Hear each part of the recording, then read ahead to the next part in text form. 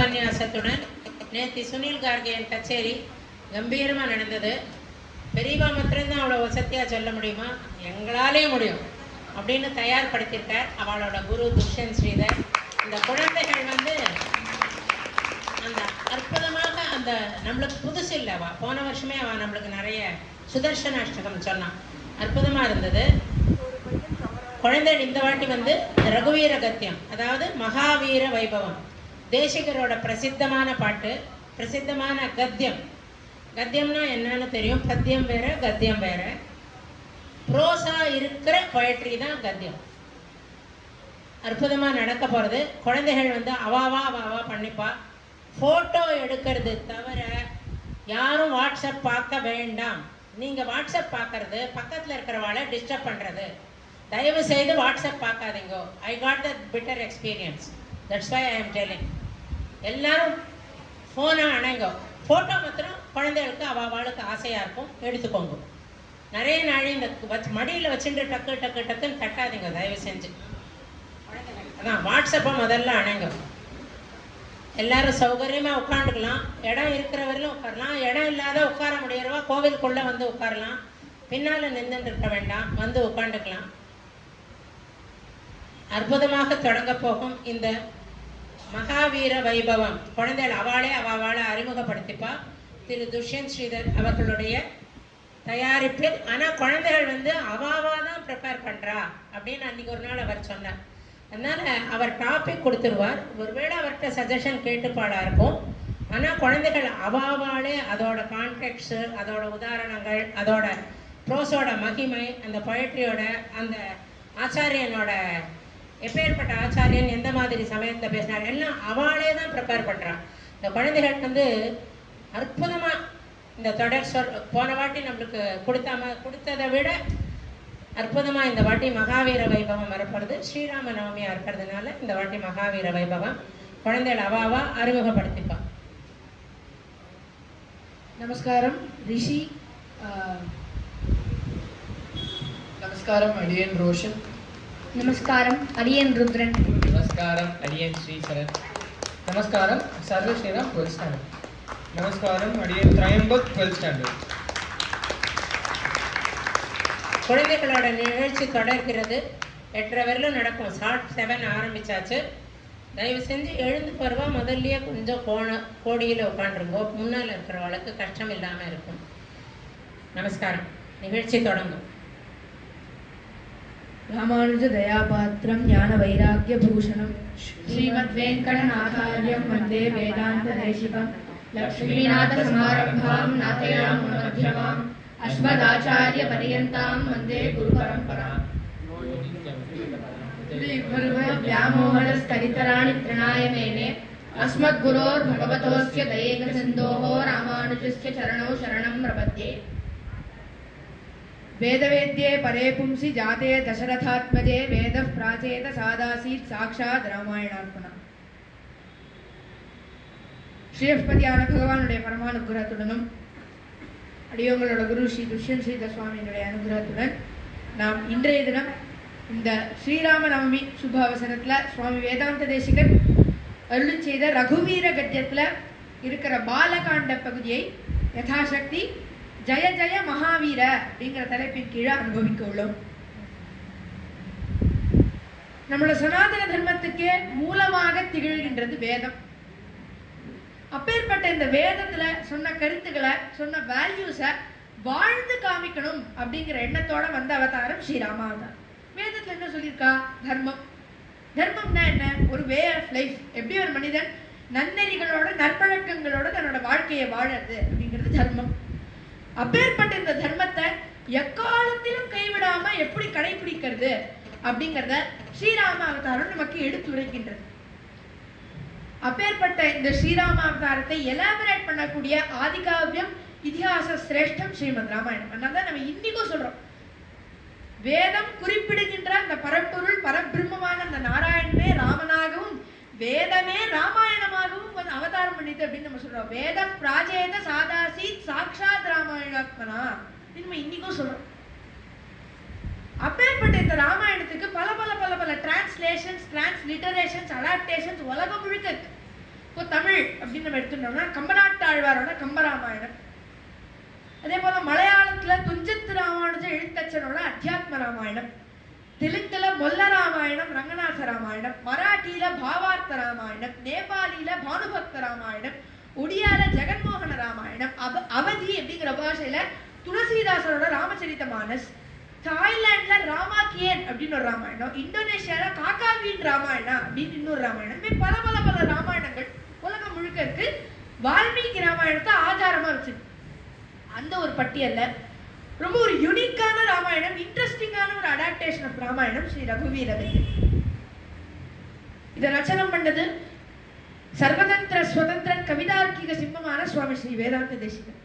இவர் 1268ஆம் ஆண்டு காஞ்சிபுரத்துல தூப்புல் அப்படிங்கிற அக்ரஹாரத்துல அனந்த சூரி தோதாரம்மா அப்படிங்கிற தம்பதிக்கு மகனாய் வெங்கடநாதன் அப்படிங்கிற திருநாமத்தோட அவதாரம் பண்ணி 20 வயசுக்குள்ள சர்வவேத சாஸ்திர புராணங்களையும் பண்டிதனாய் பின்பு பகவத் பக்தி பாகவத பக்தியுடன் விளங்கி ஒரு சாந்தமான காமான ஒரு அட்மாஸ்பியர் வேணும் அப்படிங்கிறதுக்காக திருவகீந்திரபுரம் அப்படிங்கிற திவ்யதேசத்துக்கு சுவாமி தேசிகர் வந்து செட்டில் ஆகும். பணிபதி புரநாதா பாதுமான் தேவநாதா அப்படின்னு சுவாமி தேசிகனே எடுக்கிறார். இங்க இருக்கிற பெருமாள் தேவநாத பெருமாள் மேல, அப்பேற்பட்ட இந்த தேவநாத பெருமாளோட சந்நிதியில இருக்கிற ராமர் மேல சுவாமி தேசிகன் இந்த ரகுவீர கத்தியம் அப்படிங்கிற கத்தியத்தை ரச்சனை பண்ணி. என்ன இவ்வளோ unique, what's so special about ரகுவீர கத்தியம் அப்படின்னா பல காரணங்கள். இதுல முக்கியமான 2 காரணங்கள். ஒண்ணு, ரகுவீர கத்தியம் அப்படிங்கிறது கத்திய ரூபேண இருக்கு, பத்திய ரூபேண. அதாவது பத்தியம் அப்படின்னா பொயட்ரி, தினமும் சொல்ற ஸ்லோகங்கள், ஸ்ரீமத் ராமாயணம், ஸ்ரீ மகாபாரதம், இல்லைன்னா காவியங்கள், இதெல்லாமே பொயட்ரி. பல பல பொயட்டிக் டிவைசஸ், சிவிலி, மெட்டபர் இதெல்லாத்தோட இருக்கு. அதே மாதிரி பல சந்தஸுகளோட இருக்கும். பல சந்தஸுகளோட இருக்கும். அனுஷ்டுப் அப்படின்னா ஒரு வரிக்கு 8 அக்ஷரம் அப்படிங்கிற அனுஷ்டுப் சந்தஸ். இல்ல மாலினி, மந்தாக்ராந்தா, ஹரிணி, சிகரிணி போன்ற பல பல சந்தஸுகள்லாம் அமைஞ்சிருக்கிறது பொயட்ரி, பத்தியம். ஆனா கத்தியம் அப்படிங்கிறது பேசேஜா. சம்ஸ்கிருதத்துல அதுக்கு சூர்ணிகை அப்படின்னு பேர். பேராகிராஃபா இருக்கும். அதுல ஒன்னும் செட் மீட்டர்ல அனுஷ்டுப் சந்தஸ் எல்லாம் இருக்காது. இப்படி அமைஞ்சிருக்கிறது கத்தியம். இந்த கத்திய ரூபேண அமைஞ்ச ஒரு ராமாயணம் ஸ்ரீ ரகுவீரன். இது முதலாவது. இரண்டாவது, ராமாயணத்துக்காக படிக்கிறோம், ராம குணானுபவத்துக்காக படிக்கிறோம் அப்படிங்கறத முக்கியமான காரணம். இருப்பினும் ரகுவீர கத்தியத்தை படிச்சா நல்லா வாக்சுத்தி. இங்கிலீஷ்ல இருக்குமே, இங்கிலீஷ்ல அல்ப பிராணம் மகா பிராணம்ங்கிற ஒரு கான்செப்ட் கிடையாது. அதாவது ஒரு லெட்டரை வந்து நார்மலா சொல்லணும், இன்னொரு லெட்டரை ஸ்ட்ரெஸ் கொடுத்து அழுத்தி சொல்லணும் அப்படிங்கிற அந்த ஒரு விஷயமே கிடையாது. ஆனா சம்ஸ்கிருதத்துல இருக்கு. இப்போ கிரதுஹர சிகரி கந்துக விருத்யுன்முக ஜகதருந்துத ஜிதஹரி தந்தி தந்த தந்துர தசவதன தமன குஷல தசசத புஜமுக நிருபதிகுல ருதிர ஜரபரித பிருதுதர தடாக தர்ப்பித பித்ருக பிருகுபதி சுகதி விஹதிகர நதபருடிஷு பரிக அப்படிங்கிறது ரகுவீர கத்தியத்தோட ஒரு சுழி. பின்னாடி அர்த்தம் பார்க்கணும். இந்த மாதிரி எங்கெங்க அழுத்தணுமோ அங்கங்க எந்தெந்த அக்ஷரங்களை அழுத்தணுமோ அங்கங்க அழுத்தி, எங்கெங்க அழுத்தக்கூடாதோ அங்க அழுத்தாம இப்படி நம்ம ரகுவீர கத்தியத்தை அனுசந்தானம் பண்ணோம் அப்படின்னா தமிழ் சம்ஸ்கிருதம் மட்டும் இல்ல, உலகத்துல இருக்கிற எந்த பாஷையை படிச்சாலும் ஈஸியா வரும். கேட்டுக்கொள்ளுங்கள், சொல்லுங்கள் வரவே வராது, கனவுல கூட வராது. அப்பேற்பட்ட அந்த ஒரு வாக்சுத்திய ரகுவீர கத்தியம் நமக்கு அருள். இப்பேற்பட்ட இந்த ரகுவீர கத்தியத்துல சுவாமி தேசிகன் 94 பேசேஜஸ், 94 சூர்ணிகைகள் நமக்கு அருளிருக்கார். முன்னாடி ஒரு தியான ஸ்லோகம், 94 சூர்ணிகைகள், பின்னாடி 2 ஸ்லோகங்கள். இதான் ரகுவீர கத்தியத்தோட அமைப்பு. இதுல முதல்ல சுவாமி தேசிகன் பாலகாண்டத்தை ஒரு தியான ஸ்லோகத்தோட ஆரம்பிக்கிறார். ஜெயத்யாஸ்ரித சந்திராசத்வாந்த வித்வம்சனோதய பிரபாவான் சீதையா தேவ்யா பரமவ்யோம பாஸ்கரஹ. ஆஸ்ரித சந்திராச துவாந்த, ஆசிரிதர்கள், பக்தர்கள், பாகவதர்கள், பகவான ஆசிரித்தவா, இவளோட சந்திராச துவாந்த பயம் அப்படிங்கிற இருட்டை போக்கவல்ல வித்வம்சனோதயா ஒளி படைத்தவன். உலகமே ஒரு அன்சர்டனிட்டியில ஓடிட்டு இருக்கு. உலகமே என்கல்ஃப்ட் இன் ஃபியரா இருக்கு.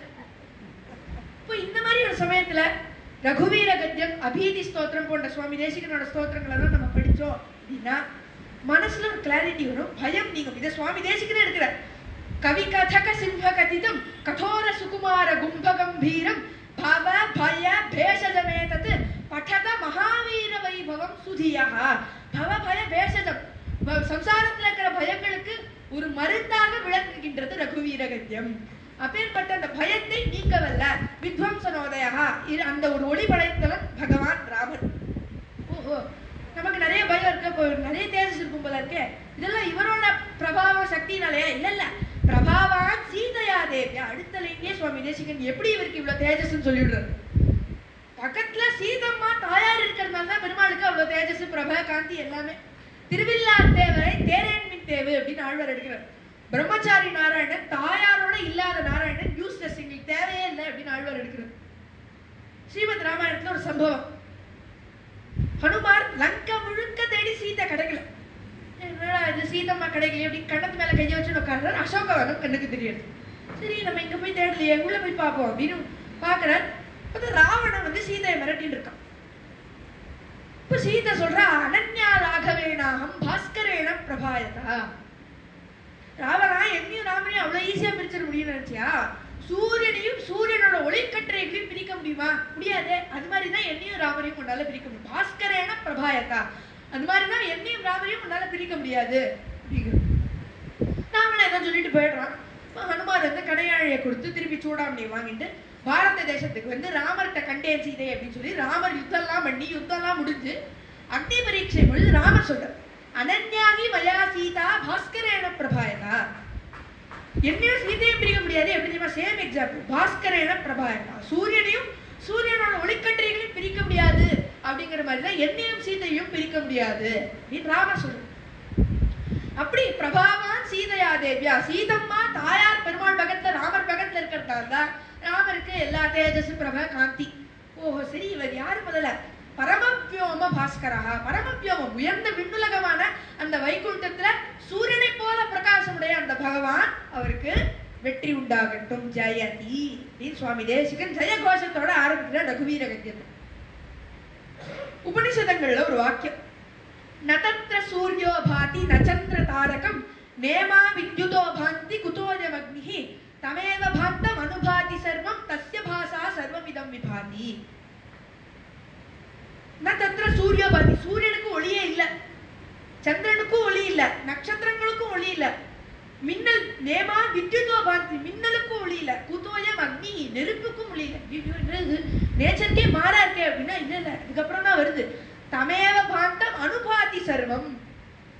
அங்க வைகுண்டத்துல பகவான் சூரியனை போல பிரகாசமுடையவராக இருக்கிறதுனால அவரோட பிரகாசத்தினால்தான் இதெல்லாம் ரிஃப்ளெக்ட் பண்றது. அந்த லைட்ட சந்திரன் சூரியனோட கிரணங்களை ரிஃப்ளெக்ட் பண்றதுன்னு சொல்றோம். இங்க உபனிஷத் ஒரு ஸ்டெப் முன்னாடி போய் பகவானோட அந்த தேஜஸை தான் சூரியன் சந்திரன் எல்லாமே ரிஃப்ளெக்ட் பண்றது. தமேவ பாந்தம் அனுபாதி சர்வம் தஸ்ய பாசா சர்வம் இதம் விபாதி. அவர் இவ்வளவு தேஜோமயமா இருக்கிறதுனாலதான் உலகமே இப்படி இன்யூமினேட்டடா இருக்கு. இது பரமவியோம பாஸ்கராவுக்கு ஒரு பேசல் அமையுது. சுவாமி தேசிகன் இந்த உபனிஷத் வாக்கியத்தை வச்சு கூட சொல்லியிருக்கணும். அப்படி அந்த பகவான் அவ்வளவு தேஜோமயமா இருக்கிறதுனாலதான் இந்த உலகமே பிரகாசமா இருக்கு அப்படின்னு உபனிஷத் சொல்றது. இப்படி சுவாமி தேசிகன் இந்த தியான ஸ்லோகத்தை முடித்து முதல் சூர்ணிக்கை ஜெய ஜெய மகாவீர, மகாவீரனே உனக்கு வெற்றி உண்டாகட்டும்.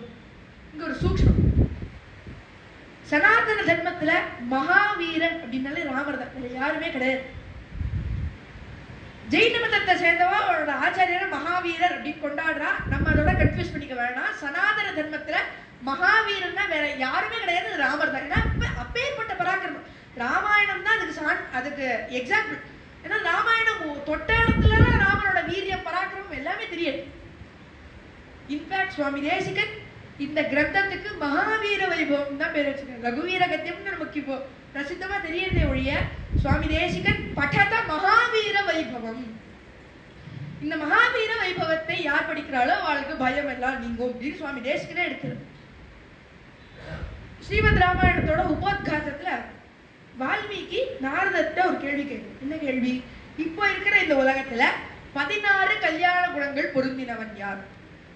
ஒரு லிஸ்ட் போடுற 16 கல்யாண குணங்கள் என்ன அப்படின்னு ஒரு லிஸ்ட். கோன்வஸ்மின் சாம்பிரதம் லோகே குணவான் கஷ்ட வீரியவான். இரண்டாவது குணமே வீரம். வீரம் யாருக்கு இருக்கு? இந்த 16 கல்யாண குணங்கள்ல வீரமும் அந்த பர்சனுக்கு இருக்கணும் அப்படின்னு வால்மீகி கேட்கணும். எதுக்கு மகாவீரன்? நிறைய பராக்கிரமசாலிகள் வீரர்கள் இருந்திருக்காளே நம்மளோட சனாதன தர்மத்துல ஹிஸ்டரிலாம். எதுக்கு ராமனை மட்டும் மகாவீரன் சொல்லணும்னா இதுக்கு ராமாயணம் தான் அதுக்கு சான்று, எக்ஸாம்பிள். மகாவீரரா ஒருத்தர் இல்லை, ராமர் இல்லைன்னா 12 வயசுல தாட்டகாவை வதம் பண்ணி சுபாகுவை வதம் பண்ணி மாரீச்சனை ஓட்டி விட்டு யஜ்ஞத்தை சம்ரக்ஷணம் பண்ணி சிவதனுஷ நாணயத்து பொழுது தெரியாம அதை உடையிறது. ராமர் ஒன்றும் உடைக்கல, அது நாணயத்து பொழுது அந்த பிரஷர் தாங்காம உடைஞ்சிடுது. அப்போ இத்தனை காரியங்களும் 12 வயசுல பண்றார் அப்படின்னா எப்பேற்பட்ட வீரியமுடையவராக இருக்கணும். பின்னாடி வனவாசத்துக்கு கிளம்பும் பொழுது விராதன் போன்றவரையெல்லாம் வதம் பண்ணி 14,000 ராட்சசர்களை 1 இல்ல 2 இல்ல 14,000 பேரை ஒரே ஆளா ஹேண்டில் பண்றார் அப்படின்னா எப்பேற்பட்ட பராக்கிரமம். சதுர்தச சஹஸ்ராணி ராட்சசாம் பீமகர்மணாம் ஏகஸ்தராமோ தர்மாத்மா கதம் யுத்தம் பவிஷ்யதி. வால்மீகி வியந்து போறது. ஒரு சைடு 14,000 பேர் ராட்சசர்கள் எல்லாம் பயங்கர ஸ்ட்ராங்கா வேற இருக்கா, இன்னொரு சைடு ஏகஸ்தராமோ தர்மாத்மா, தர்மாத்மாவான அந்த ராமர் ஒருத்தர் தானே இங்க இருக்காரு, எப்படி இங்க யுத்தம் நடக்க போறது? கடைசியில 14,000 ராட்சசர்களுக்கு 14,000 ராமர் சண்டை போட்ட மாதிரி இருந்தது அப்படின்னு முடிச்சுட்டு அப்பேற்பட்ட பராக்கிரமம். 14,000 பேரை ஒரே ஆளா ஹேண்டில் பண்றாரு அப்படின்னா அப்பேற்பட்ட பராக்கிரமம் உடையவர் ராமன்.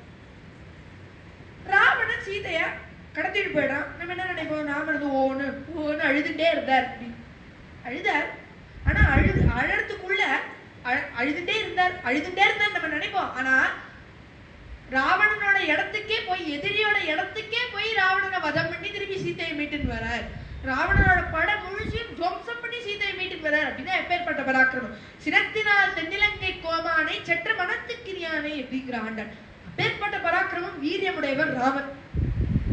வெண்கதிரோன் குலத்துக்கோர் விளக்காய் தோண்டி விண்முழுதும் உயக்கொண்ட வீரன் தன்னை அப்படி குலசேகர ஆழ்வார் திருச்சித்திரக்கூட பாசுரத்தை எடுக்கிறார். ராமாயணம் முழுக்க சொல்லிட்டு வரும் பொழுது ராமர வீரன் தன்னை அப்படின்னு அட்ரஸ் பண்ண. அப்பேற்பட்ட பராக்கிரமம் ராமருடையது. அதனால சுவாமி தேசிகன் இங்க ஜெய ஜெய மகாவீர அப்படின்னு கம்பீரமா ஆரம்பிக்கிறார் இந்த ரகுவீர கஜ்யத்தை. பின்வரும் சூர்ணிகைகள்ல சுவாமி தேசிகன் எப்படி ராமர மகாவீரனை அவரோட வீரத்தை எப்படி அனுபவிக்கிறார் அப்படிங்கிறத அடியனோட சாப்பாட்டி ரோஷன் கூறுவார். நமஸ்காரம்.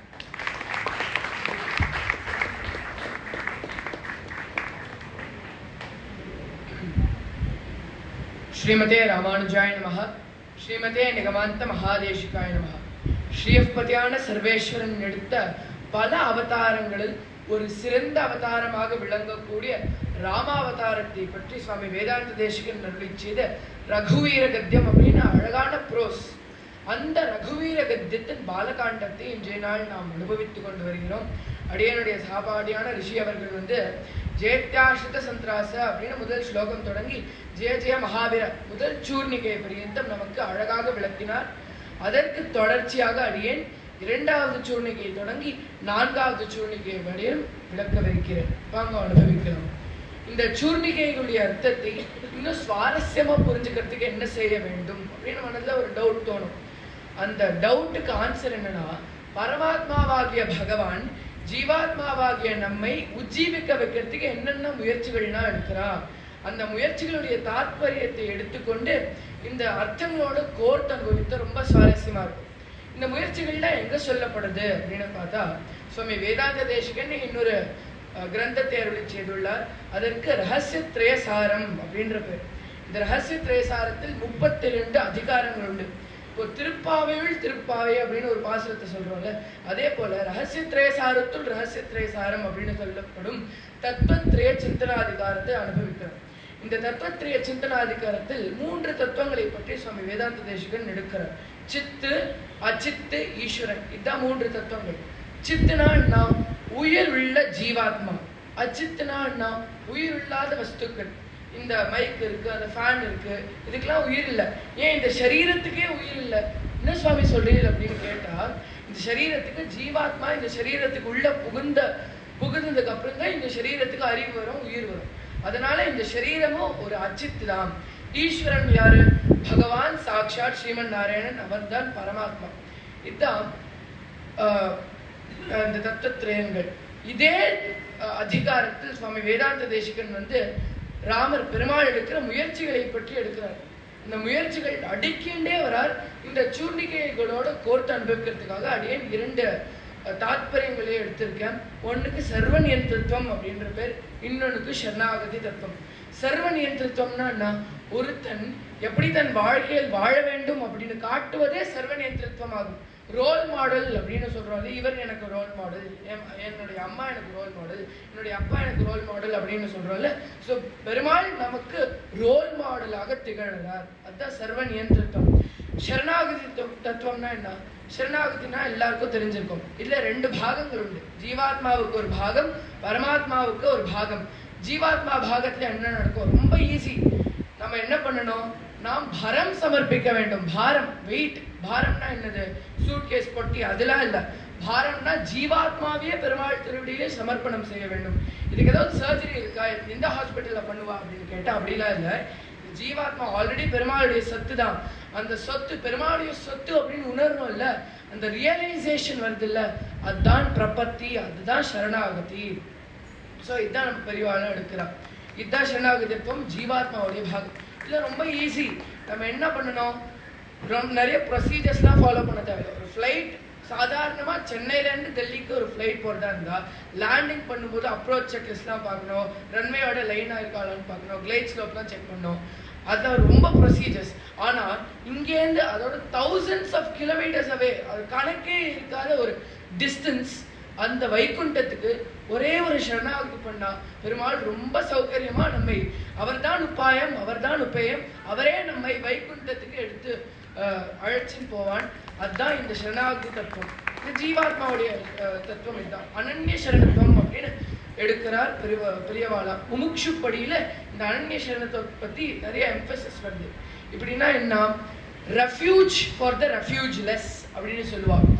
நமக்கு பகவான் சாட்சாத் ஸ்ரீமன் நாராயணனை தவிர வேற எந்த புகலிடமே இல்லை அப்படின்னு நாம் புரிந்து கொண்டு போய் பிரபத்தி பண்ணணும். அதுதான் ஜீவாத்மாவுடைய பாகம். இப்போ பரமாத்மாவுடைய பாகத்தை அனுபவிக்கலாம். இது இன்னும் காம்ப்ளெக்ஸ். பரமாத்மா என்ன பண்ணணும்?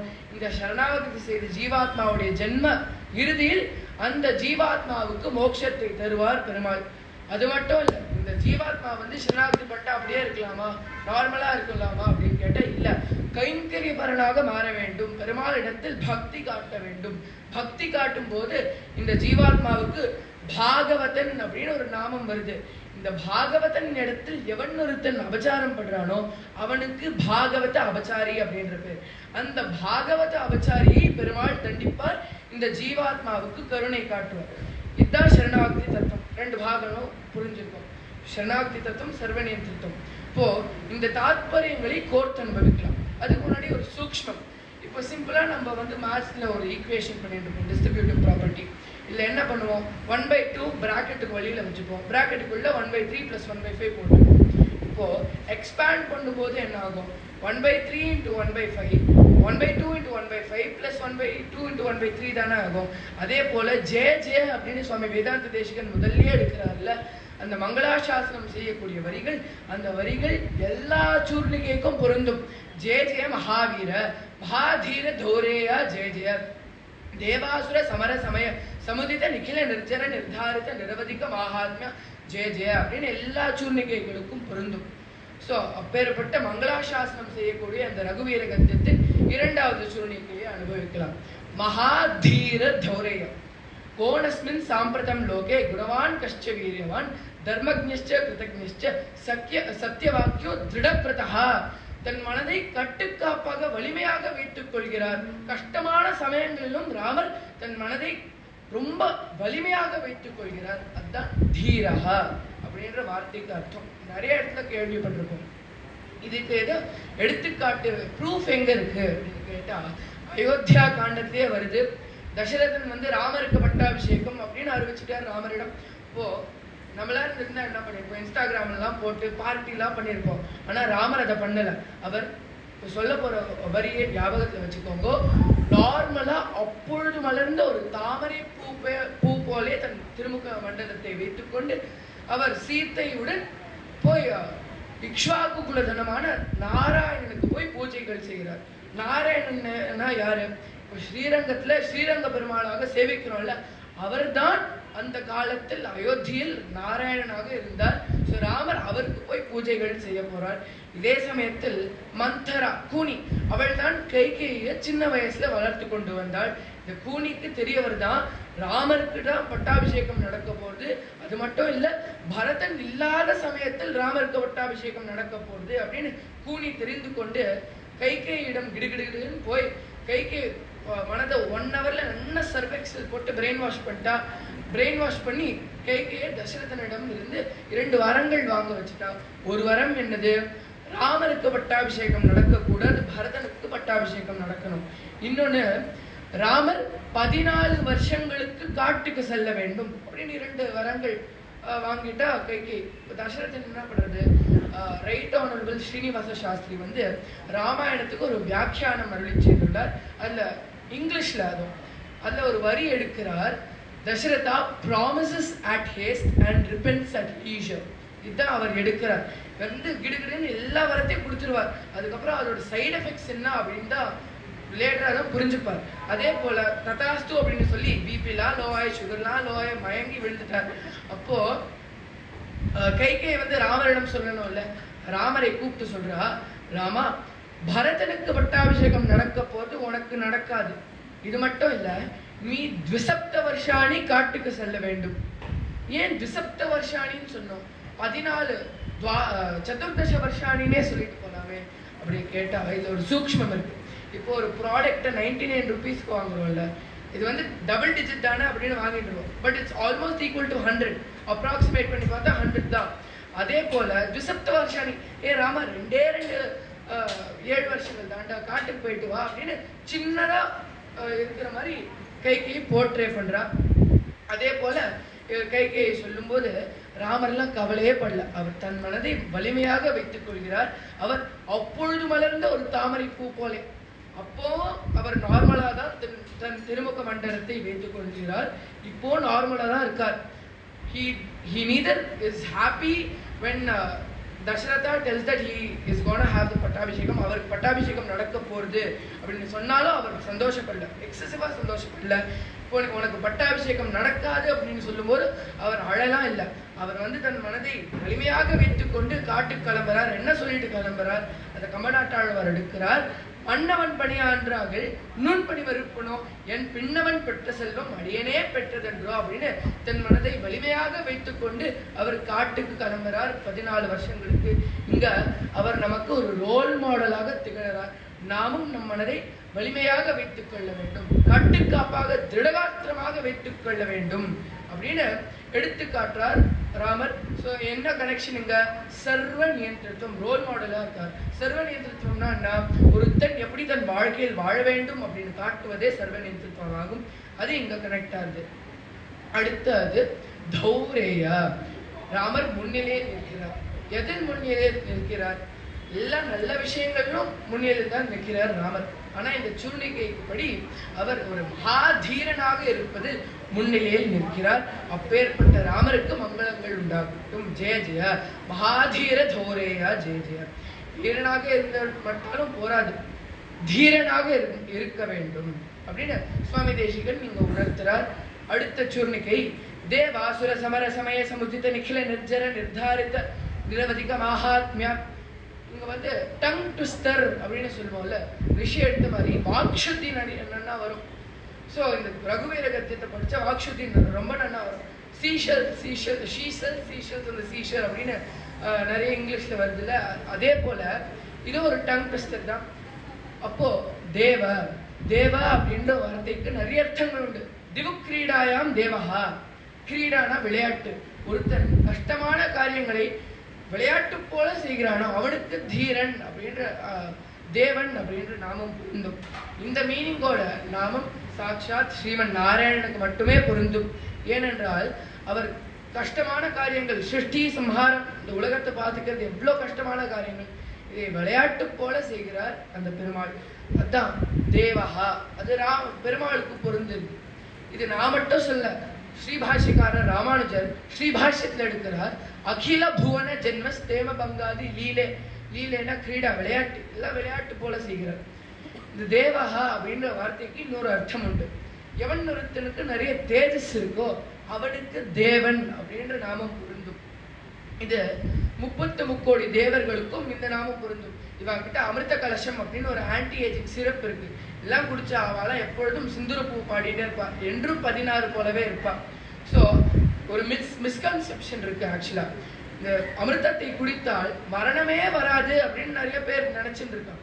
மரணம் வரும். இந்த தேவர்கள்னா ஜீவாத்மா பிறவி எடுத்திருக்கா, இவர்களுக்கு மரணம் நிச்சயம் அப்படின்னு பெரியவாளா சொல்றா. சோ தேவகா இந்த 33 கோடி தேவர்களுக்கும் அசுரர்களுக்கும் அதிதிக்கு பிறந்தவாத தேவர்கள், திதிக்கு பிறந்தவாத அசுரர்கள். இந்த அதிதிக்கும் திதியுடைய புத்திரர்களான இந்த தேவர்களுக்கும் அசுரர்களுக்கும் சமர சமய போர்க்காலத்தில் மாலி சுமாலி அப்படின்னு 2 அசுரர்கள் வந்து போட்டு தாக்குறா தேவர்களை. தேவர்களால் தாங்க முடியல. தேவர்கள் அதிதி மாதாவோட சேர்ந்து போய் பெருமாள் திருவடியில சரணாகதி பண்ணும் போது பெருமாள் அபயம் கொடுத்து கவலைப்படாதீங்கோ நான் பார்த்துக்கிறேன் அப்படின்னு சொல்லி பெருமாளே வந்து இப்ப என்ன நடக்கிறது, இந்த தேவர்கள்லாம் கைங்கரியப்படுறாங்க. பெருமாள் சொல்ற வேலையெல்லாம் பண்றாங்க, பெருமாளுக்கு கைங்கரியத்தையோ பண்றாங்க. பாகவதர்கள் பெருமாள் இடத்தில் பக்தி காட்டுறாங்க. இந்த தேவர்களிடம் இந்த மாலி சுமாலி அபச்சாரம் பட்டிருக்கார். இந்த பாகவத அபச்சாரிகளை பெருமாள் போய் தண்டித்து வதைக்கிறார் அப்படின்னு இந்த சூர்ணிக்கையில எடுக்கிறார் சுவாமி வேதாந்த தேசிகன் இந்த கட்டம் வரைக்கும். இப்போ இந்த மாலி சுமாலியை கொண்டாச்சுல, இங்கதான் சரணாகதி தத்துவம் கனெக்ட் ஆகுது. சரணாகதி செய்த தேவர்களுடைய கையை விடமாட்டார் நாராயணன். ஸோ இதுதான் இங்க சரணாகதி தத்துவம் இங்க கனெக்ட் ஆகுது. இந்த தேவர்கள் ஜெயிச்சாச்சுல போற எல்லாரும் கூடி புரிஞ்சுக்கிறா நிரவதிக மகாத்மிய நிர்ஜர நிர்தாரித்த. நிர்ஜரனா ஜ்வரஸ்ய அபாவஹா அப்படின்னு சம்ஸ்கிருதத்துல அவ்யயி பாவ சமாசத்துல கூறுவோம். ஜ்வரம்னா வியாதி, வியாதியே இல்லாதவர்களுக்கு தேவர்கள் அப்படின்னு சொல்லுவோம்ல. அந்த தேவர்கள்னா கூடி புரிஞ்சுக்கிறா. என்ன புரிஞ்சுக்கிறா, இந்த பெருமாளுக்கு பவுண்டே இல்லை, இஸ் பவுண்ட்லெஸ், லிமிட்லெஸ். அவருடைய கீர்த்திக்கு பவுண்டே இல்லை. இப்போ திருக்கார்வானம் அப்படின்ற ஒரு க்ஷேத்திரம் இருக்கு, அங்க கல்வன் பெருமாள் அப்படின்னு சேவை சாதிக்கிறார். கார்வானம்னா வானத்துக்கு மேல, வானத்துக்கு பவுண்டரி இருக்கா இல்ல. அதே போல அந்த பெருமாளுக்கும் அவருடைய கீர்த்திக்கு பவுண்டரியே இல்லை அப்படின்னு காட்டக்கூடிய திவ்யதேசம் தான் திருக்கார்வானம். அதே பவுண்ட்லெஸ் பெருமாள் தான் நிரவதிக மகாத்மியம். அப்பேற்பட்ட மகிமை இவருக்கு. அவர்தான் நம்மை இன்னும் அசுரர்கள் வந்து நம்மை போட்டு தாக்கினால் அந்த அசுரர்களிடமிருந்து நம்மை காப்பாற்றுவது இந்த பெருமாள் தான். அப்பேற்பட்ட நாராயணனுக்கு ஜெய ஜெய மங்களங்கள் உண்டாகட்டும் அப்படின்னு சுவாமி தேசிகன் 3வது சூழ்நிலையில் எடுக்கிறார். இப்போ நடக்கிறதே ஒரு கட்டம். இதுக்கும் ராமாயணத்துக்கும் ஏதோ சம்பந்தம் இருக்கா அப்படின்னு கேட்டா ஆம் சம்பந்தம் இருக்கு. எப்படி, அடுத்த சூழ்நிலையை வச்சு புரிஞ்சுக்கலாம். தசவதன தமித்த தெய்வத பரிஷதபியர்த்தித தாசரதி பாவ. இப்போ என்ன கனெக்ஷன்னா, சுமாலி அப்படின்னு ஒரு அசுரன் பார்த்தோம்ல, அந்த சுமாலிக்கு பிறந்த குழந்தைக்கு தான் கைகசி அப்படின்றது அவள் பெண். அந்த பெண்ணுக்கு விஸ்ரவஸ் அப்படின்னு ஒரு முனிவரோட கல்யாணம் நேர்கிறது. அவ 2 பேருக்கும் பிறக்கிறவன் தான் ராவணன். அவன் தான் தசவதனன், 10 தலை ராவணன் அப்படின்னு சொல்றாங்க. 10 தலை ராவணன் தசவதனன். தமித்த தெய்வத்தை தன் தாத்தாவான சுமாலியுடைய மரணத்துக்கு காரணம் யார் அப்படின்னு புரிந்து கொண்டு, எப்படியே பார்த்தாலும் தேவர்கள் தான் காரணம், தேவர்கள் தான் போய் சரணாகதி பண்ணியிருக்கான். அதனால தேவர்களிடம் ரிவெஞ்ச் எடுக்கணும் அப்படின்னு ராவணன் போய் பிரம்மாவை குறித்து தபஸ் செய்து நிறைய வரங்கள்லாம் வாங்கிக்கிறார். பிரம்மாயை ஆசுதோஷி அப்படின்னு சொல்லுவார். யாராவது சும்மா பெனன்ஸ் பண்ணாலே பிரம்மா வந்து நிறைய வரங்கள்லாம் கொடுத்துருவார். அதே போல இவன் வாங்கி கொண்டு சாகா வரம் கேட்டிருக்கா ஃபர்ஸ்ட்ல, அதெல்லாம் கொடுக்க முடியாதுப்பா, எனக்கே சாகா வரம் இல்லை அப்படின்னு சொல்லிட்டார் பிரம்மா. அதுக்கப்புறம் இங்க மரணம் வரக்கூடாது, அங்க மரணம் வரக்கூடாது, இவாளால மரணம் வரக்கூடாது அப்படின்னு நிறைய வரங்கள் கேட்டுட்டே இருக்கார். அவன் கொடுத்துட்டே இருக்கார் பிரம்மா. ததாஸ்து ததாஸ்துன்னு இந்த வரங்கள்லாம் வாங்கி கொண்டு ராவணன் போய் ஸ்ட்ரெயிட்டா போய் அமராவதி பட்டணத்துக்கு போய் இந்திரன் தேவர்கள்லாம் போட்டு பாடாப்படுத்துறான்.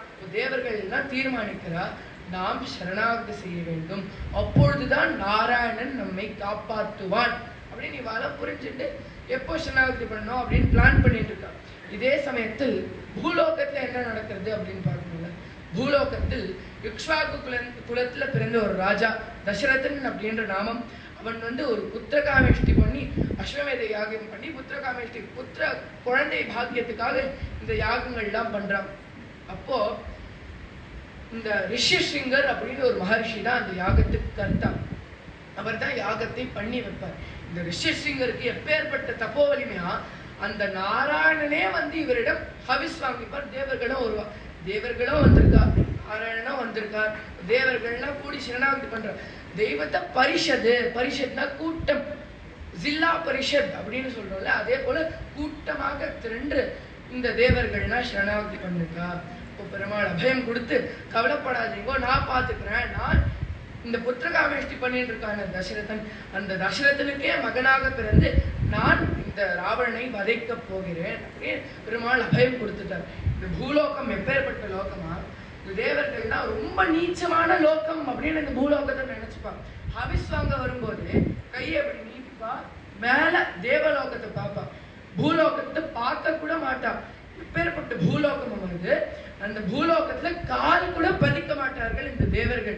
அப்பேற்பட்ட நாராயணன், தேவாதி தேவனாக இருக்கக்கூடிய நாராயணன் எந்த உலகத்தில் தேவர்கள் தன் காலை கூட பதிக்க மாட்டாலோ அந்த லோகத்தில் வந்து நாராயணன் கருணா காக்குச்சிதனாக வந்து அவதரிக்க போறார். இதை பற்றி அடியனுடைய சகபாடியான ரிஷி அவர்கள் வந்து கூறுவார். இந்த பெருமாளுக்கு தாசரதி பாவ அப்படின்னு எடுக்கிறார். தாசரதி, தசரதனுடைய மகனுக்கு தாசரதி அப்படின்ற பேர். இங்க சொல்றதுக்கு அடியனுக்கு ஒரு பாக்கியம். அடியனுடைய ஆச்சாரியனான முதலியாண்டான் சுவாமிகள் அடியனுக்கு வைத்த பேரும் தாசரதி தான். ஸோ இந்த ஒரு நல்ல பாக்கியத்தை நல்கியமைக்காக அடியனுடைய ஆச்சாரியன் முதலியாண்டான் சுவாமிகளுக்கும் அடியனுடைய ஆச்சாரியன் குரு துஷ்யந்த் ஸ்ரீதர் சுவாமிகளுக்கும் அடியனுடைய கிருத்தஜதைகளை தெரிவித்துக் கொண்டு அடியன் விடைபெறுகிறேன். அடியனுடைய சகபாட்டி ஸ்ரீ ருத்ரன் கண்டிப்பாக. நமஸ்காரம். நமஸ்காரம். ஸ்ரீ குருப்யோ நமஹ. ஸ்ரீமதே நிகமாந்த மகாதேசிகாய நமஹ. அடியனுடைய சகவாட்டி ரோஷன் அண்ணா வந்து ரொம்ப அழகா சொன்னா. அதை நம்ம அனுபவிச்சோம். இப்போ நம்ம 5th சூர்ணிகை அனுபவிக்கலாம். தினகர குல கமல திவாகர. யார் யாரெல்லாம் இந்த சூரிய வம்சத்துல வந்திருக்கா? பிரம்மா, மரீச்சி, கஷ்யபர், விவஸ்வான்னு சொல்லக்கூடிய சூரியன், இக்ஷ்வாகு, மாந்தாத்தா, அஜன், தசரதன், திலீபன், அசமஞ்சஸ், அம்சுமான், பகீரதன், எவ்வளவு ராஜாக்கள் இந்த வம்சத்துல வந்திருக்கா. ஒவ்வொரு ராஜாவுக்கும் ஒரு தனித்தனி பெருமை உண்டு ராமா. ஆனா சுவாமி தேசிகன் எடுக்கிறார், அந்த பெருமையெல்லாம் அவர்களுக்கு எப்ப கூடித்தான்? ராமன்கிற சூரியன் பிறந்ததுக்கு அப்புறம் தான் கூடித்தான். என்ன சொல்றார்? தினகர குல கமல திவாகர. சூரிய வம்சத்துல வந்த ஒவ்வொரு ராஜாவையும் சூரியன் சொன்னா எப்படி இருக்கும்? அப்படி இல்லையா? Swami Desikan he is completely changing the dynamics of the lineage. என்ன சொல்றார்? ஒவ்வொரு ராஜாவையும் தாமரையோட ஒப்பிடுறார். தாமரை எப்ப மலரும்? அதான் சார் தெரிய மாட்டேங்கிறது. தாமரை எப்ப மலரும்? சூரியனுடைய கிரணங்கள் பட்டு தாமரை மலரும். சூரியனுடைய கிரணங்கள் பட்டாதான் தாமரையே மலருது. அப்போ இந்த சூரியனுடைய கிரணங்கள் பட்டு தாமரை மலரும். ஆனா நீங்க தண்டோடு கூடிய தாமரைய தடாகத்திலேருந்து தனியா எடுத்து வச்சுட்டு சூரியன் போட்டா மலராது. ஒண்ணு அது ஜல சம்பந்தம் இருக்கணும், நாடும் இருக்கணும், மொக்கா இருக்கணும். அழக்க சூரியன் வந்தவுடன் பூக்கும். ஒரு தடாகம், தடாகத்தில் ஒவ்வொரு ராஜாவும் ஒரு தாமரை, அத்தனை ராஜாவும் மலர்வதற்காக இருக்கக்கூடியவனாம் ராமன். இத மகாராஜா சுவாதி திருநாள் எடுக்கிறார். அதை நம்ம எம்எஸ்எம்மா பாடி கேட்கணும். திலகம். ஆஹா, அந்த குலத்திற்கே திலகமாக இருக்கக்கூடியவர் நம்ம சூரியன்கிற ராமர். தினகரான்வய திலகம் திவ்யகாதி சுத சவன வனரச்சித சுபாஹு முகவதம் அஹல்யா பாவன அனகமீஷ சாபபங்க ஜனக சுதா பிராணேஷம் கன குபித பிருகுராம கர்வஹரமித சாகேதம். இப்போ என்ன இல்ல தெரியுமோ? முன்னாடி வந்த ராஜாக்களை எல்லாம் தாமரைன்னு சொல்லியாச்சு, ராமனையும் சூரியன்னு சொல்லியாச்சு. ஆனா அப்படி சூரியனை ஒத்த ராமனுக்கு கண்கள் எப்படி இருக்கும் தெரியுமோ? தாமரை கண்ணு. சாரசாக்ஷ மனசாரணம் மிதினி சாரசாக்ஷ மனசாரணம் மிதினி சேரராணி உபசாரமாயேகா ஓ ராமா ரமண ராம ராமனே நோ வஜால ரகுராமா. தஸ்ய யதா கப்யாசம் புண்டலீகம். இப்போ நீங்க வந்து சூரிய நாராயணன் கோவிலுக்கெல்லாம் போனேன்னா அவருடைய கையில் என்ன இருக்கும்னா தாமரை தான் இருக்கும். ஏன்னா அதுதான் அவருடைய நாயகியாக இருக்கக்கூடிய மகாலட்சுமியின் இருப்பிடம். அலையில்லே நிறையுமென்ன அலர்மேல் மங்கை உரை மார்பா அப்பேற்பட்ட தினகர குல கமல திவாகர. அடுத்த சூர்ணிகை. திவிஷததிபதி ரண சக சரண சதுர தசரத சரம ருண விமோசன. திவிஷததிபதி ரண சக சரண சதுர தசரத சரம ருண விமோசன. ரிணம் ரிணம்னு வருது. ரிணம் ரிணம்னா என்ன? கடன். எவ்வளவு சார் கடன் இருக்கு? அது இருக்குப்பா, car loan, housing loan, personal loan அப்படின்னு. தேசிகன் அந்த விதமான ரிணத்தை பத்தி கேட்கல. சாஸ்திரம் 3 விதமான ரிணங்கள் இருக்குன்னு சொல்றது. அது என்னலான்னா தேவரிணம், ரிஷி ரிணம், பித்ரு ரிணம். பித்ருக்கள் அவ வந்து ஒரு கம்யூனிட்டி, கந்தர்வாள் யக்ஷாள் மாதிரி ஒரு community. They are the representatives for all the departed people in our family. இப்போ நம்ம ஸ்ரார்த்தமோ இல்லை மகாலய பட்சமோ இதெல்லாம் பண்ணா அது பித்ருலோகத்துக்கு போய் சேரும். அடுத்தது ரிஷி ரிணம் அப்படின்னு இருக்கு. இப்போ ரிஷிகள்லாம் நமக்கு மந்திரங்கள் சாஸ்திரங்கள் எல்லாம் கற்றுக் கொடுத்துருக்கா. இப்போ அனுஷ்டுப் சந்தஹா மகாவிஷ்ணு பரமாத்மா ஸ்ரீமன் நாராயணோ தேவதா. இது யாரு? வியாசர்னு ஒரு மகர்ஷி கற்றுக் கொடுத்தது. ததோ யுத்த பரிஷ்ராந்தம் வால்மீகி. ஸோ ஒரு ரிஷி நமக்கு ஒவ்வொன்று கொடுத்துருக்கா. ஏதாவது ஒரு ரிஷி காப்பிரைட் வச்சுட்டு போயிருக்காளோ? யோசிச்சு பாருங்க. நம்ம டியூனை போட்டு பாடுறோம், அதில் யூடியூப் நமக்கு இவ்வளோ வியூஸ் வந்துன்னா யூடியூப் நமக்கு இவ்வளோ டாலர்ஸ் தருது. ஏதாவது ஒரு ரிஷி நம்ம மேலே காப்பிரைட் கேஸ் வச்சுட்டு போயிருக்காளோ? ரிஷிகளுக்கு ஒரு ரிணம் உண்டு. ரிஷிகள் என்ன சொல்றா? நான் சொல்லி கொடுத்த மந்திரத்தை நீ எவ்வளவு தடவை வேணாலும் சொல்லு, நல்லது நடக்கட்டும். ஆனா ஒன்னே ஒண்ணு, யாகம் செய். உன்னால முடிஞ்ச ஒரு யாகத்தை பண்ணியானா என் கிட்டப்பட்ட காப்பிரைட் கடன் தீரும் அப்படிங்கிறது. அடுத்து தேவரணம் அப்படின்னு இருக்கு. இப்போ தேவர்கள்னா நமக்கு இந்திரன் தான் நமக்கு மழை கொடுக்கின்றான். அதுதான் கிருஷ்ணர் கோவர்தனோதரத்துக்கும் இந்திரனுக்கும் சண்டை வந்துருது, கிளவுட்ஸ். அடுத்து வருணன் தான் வருணாலயம். வருணாலயம்னா ஓஷன் அப்படின்னு அர்த்தம். இப்போ உடனே நீங்க வந்து நதின்னு சொல்லாதீங்க. நதி பெண்பால், அது வந்து காவேரி தாய், கோதாவரி தாய். வருணாலயம் கடல் அரசன் அங்க இருக்காரு. அடுத்தது அக்னி. So everyday we are using all of this. ஜலம் இல்லாம நம்மளால இருக்கதான் முடியுமா? அக்னி இல்லாம ஒரு காரியம் பண்ண முடியுமா? ஸோ தேவர்களுக்கும் நம்ம கடன் பட்டிருக்கோம். தேவரணம் எதனால தீரும் அப்படின்னா பிரம்மச்சரிய ஆசிரமத்தால் தீரும். பிரம்மச்சரிய ஆசிரமத்தை ஆணோ பெண்ணோ கடைபிடித்தால் தேவரணம் தீரும். அதுக்கு அடுத்தபடியாக கிரகஸ்தாசிரமத்துல வந்து யாகம் பண்ணா ரிஷிரணம் தீரும். பெண்ணோ பிள்ளையோ பெத்தெடுத்தால் பித்ருரணம் தீரும். இப்போ புத்துன்னு ஒரு நரக்கம் இருக்கான். அந்த நரக்கத்துக்கு நம்மளுடைய முன்னோர்கள்லாம் போயிடுற மாதிரி இருக்குமா. இப்போ அந்த வம்சத்துல வந்து யாருக்காவது குழந்தை பிறந்திருக்குன்னா அந்த அப்பா தோப்பனார் வந்து ஒரு குளத்துல போய் குதிக்கணுமா. எங்க குளத்துல இருக்க பாருங்க, குளத்துல போய் குதிச்சு அந்த தண்ணீர் நம்மளுடைய முன்னோர்கள் மேல தளிச்சு அந்த புத்துங்கிற நரக்கத்திற்கு போகாமல் தவிர்க்குமாம் இந்த குழந்தை. அதனால புத்து நரக்காம் புன்னரக்காம் திராயதி இதி புத்திரஹா புத்ரி, ஆணோ பெண்கோ அது பேரு. தசரதர் பிரம்மச்சரியாசிரமத்தை கடைபிடித்ததால தேவரணம் போச்சு. அஸ்வமேத மகாயஜ்யம் புத்திரகாமேஷ்டியாகம் பண்ணினதுனால ரிஷிரணம் போச்சு. தசரதருடைய கடைசி கடன் 3 கடன்ல எது கடைசி கடன்? பித்ருணம். அப்படி அப்பாவின் கடைசி கடனை பிறந்த போதே தீர்த்தராமா சரம ருண விமோசன. சரமன்னா கடைசி தான் எடுக்கிற. திவிஷததிபதி, திவி ஆகாயத்திற்கு தலைவனாக இருக்கக்கூடிய இந்திரன். ரண அவனுடைய யுத்தத்திற்கு. இந்திரன் எப்பவுமே பவர் கிரீடி. அவனுக்கு கோயிலேஷனே பிடிக்காது. வந்தா ஃபுல் மெஜாரிட்டியில வரணும். சீட் ஷேரிங்கே கூடாது. இப்போ சமீப காலத்துல போயிட்டு இருக்கேன், சீட் ஷேரிங்கே கூடாது ஆனா கோயிலேஷன் உண்டு. அந்த மாதிரி தான் இந்திரன். சீட் ஷேரிங்கே கூடாது ஆனா சண்டை போட மாட்டான். ஏன் சார் நீ கஷ்டப்பட்டு இப்போ இவ்வளோ பெரிய ராஜாவா இருக்கே, சண்டைனா உடனே கோயிலேஷனுக்கு வந்துருவான் இந்திரன். தான் எடுக்கிறார். திவிஷததிபதி யாரு? இந்திரன். ரண அவனுடைய யுத்தத்திற்கு, சகச்சரண கூட அவனுக்கு சகாயம் பண்றதுக்கு, சாதுர புத்தியோடு கூடிய தசரத, தசரதருக்கு அமைச்சர். ஏன் சார் இவர் ராமருடைய பெருமை பாடுறதுக்காக வந்தாரா இல்ல அப்பாவுடைய பெருமை பாடுறதுக்காக வந்தாரா அப்படின்னு கேட்டா, சர்வலோகேஸ்வரன் தசரதர் அப்பாவை தேர்ந்தெடுத்திருக்காருன்னு அந்த அப்பாக்கு எவ்வளவு பெருமை இருக்கணும். பிதரம் ரோச்சயாமாச ததா தசரதம் நிருப்பம்னர். தசரதருக்கு என்ன பெருமை அப்படின்னு கேட்டார். தசசு திக்ஷு ரதோயஸ்ய என்று விக்கிரகமா. அவர் எல்லா டைரக்ஷன்லயும் ஓட்டுவாரா சார் வண்டி. எல்லா டைரக்ஷன்னா இது east west north south, north east north west, south east south west. டோட்டலாக எவ்வளோ வந்தது? 8. அஷ்டரதன் தானே பேர் வந்திருக்கணும். எப்படி தசரதன் அப்படின்னு பேர் வந்ததுன்னா, இல்லை சார் நீங்கள் சொல்கிறது 2 டைமென்ஷனல், மேலே ஒன்று கீழே ஒன்று. அது எப்படி சார் ரத்தம் எப்படி மேலெல்லாம் போகும் அப்படின்னா, இப்போ நம்ம ஏதாவது ஒரு வண்டியில் போகிறோம், அது வந்து ஒரு 60-80 போச்சுன்னா நார்மல் ஸ்பீடு. அது 120 140 போயிடுச்சுன்னா நம்ம என்ன சொல்கிறோம்?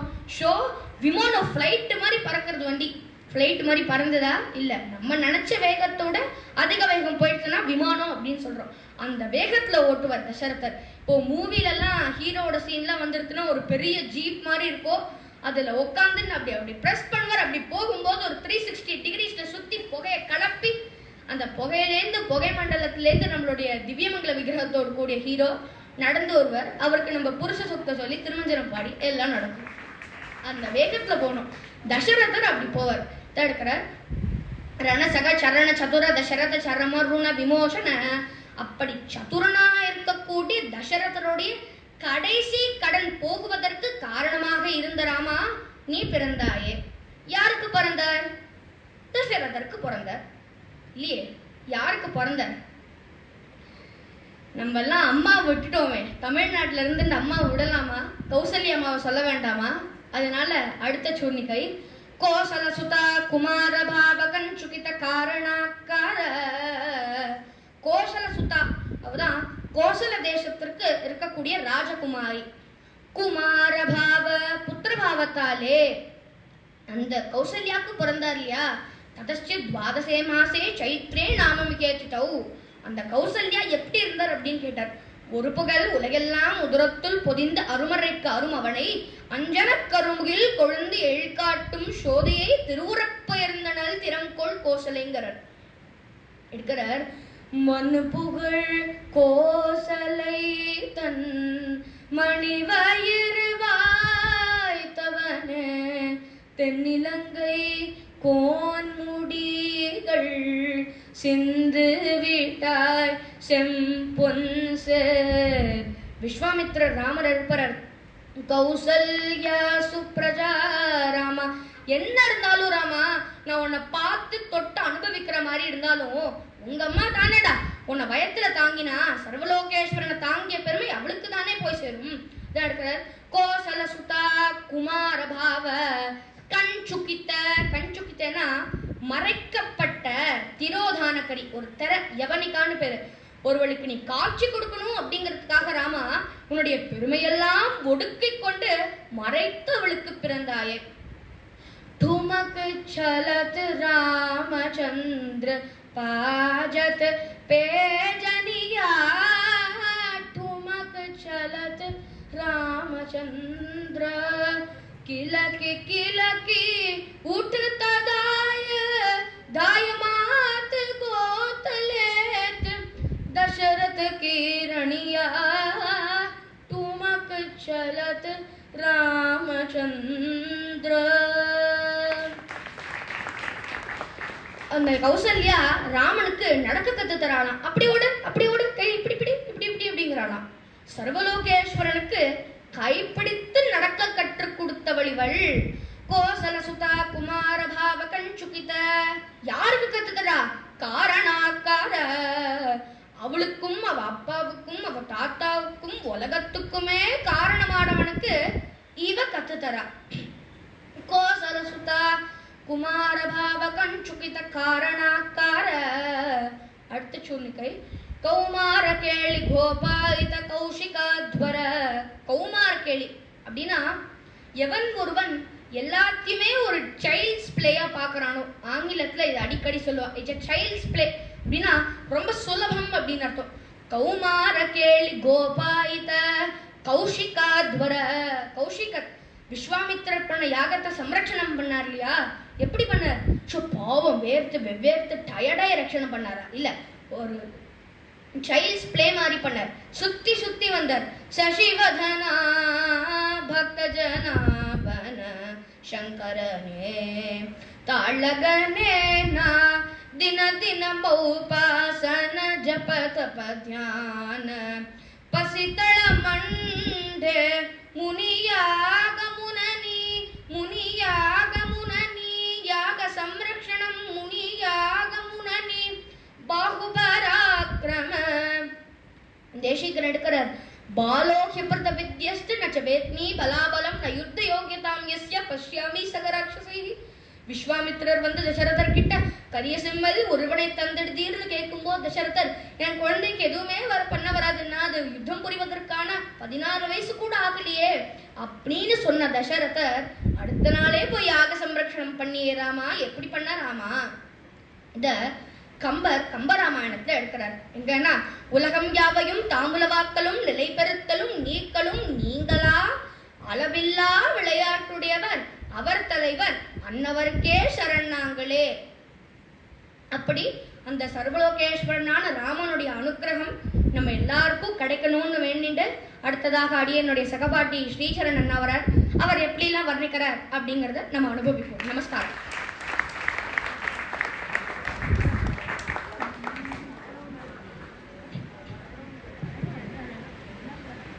ஸ்ரீமதே ராமானுஜாய நமஹ. ஸ்ரீமதே நிகமாந்த மகாதேசிகாய நமஹ.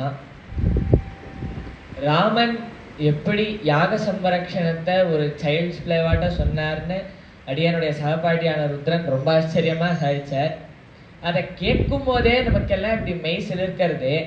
அதை நேரா பார்த்த விஸ்வாமித்திரருக்கு எவ்வளோ ஆனந்தமா இருந்திருக்கணும். அஃப்கோர்ஸ் விஸ்வாமித்திரருக்கு தெரியும், அகம் வேத்மி மகாத்மானம் ராமம் சத்திய பராக்கிரமம்னு, சத்தியமான பராக்கிரமத்தை உடையவன் ராமன், அவன்தான் சாட்சாத் ஸ்ரீமன் நாராயணன் நவாப்த சமஸ்த காமன், அதெல்லாம் அவருக்கு தெரியும்.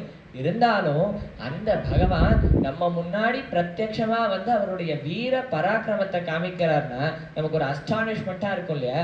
அதை பார்த்ததால விஸ்வாமித்திரருக்கு ஒரே வியப்பு.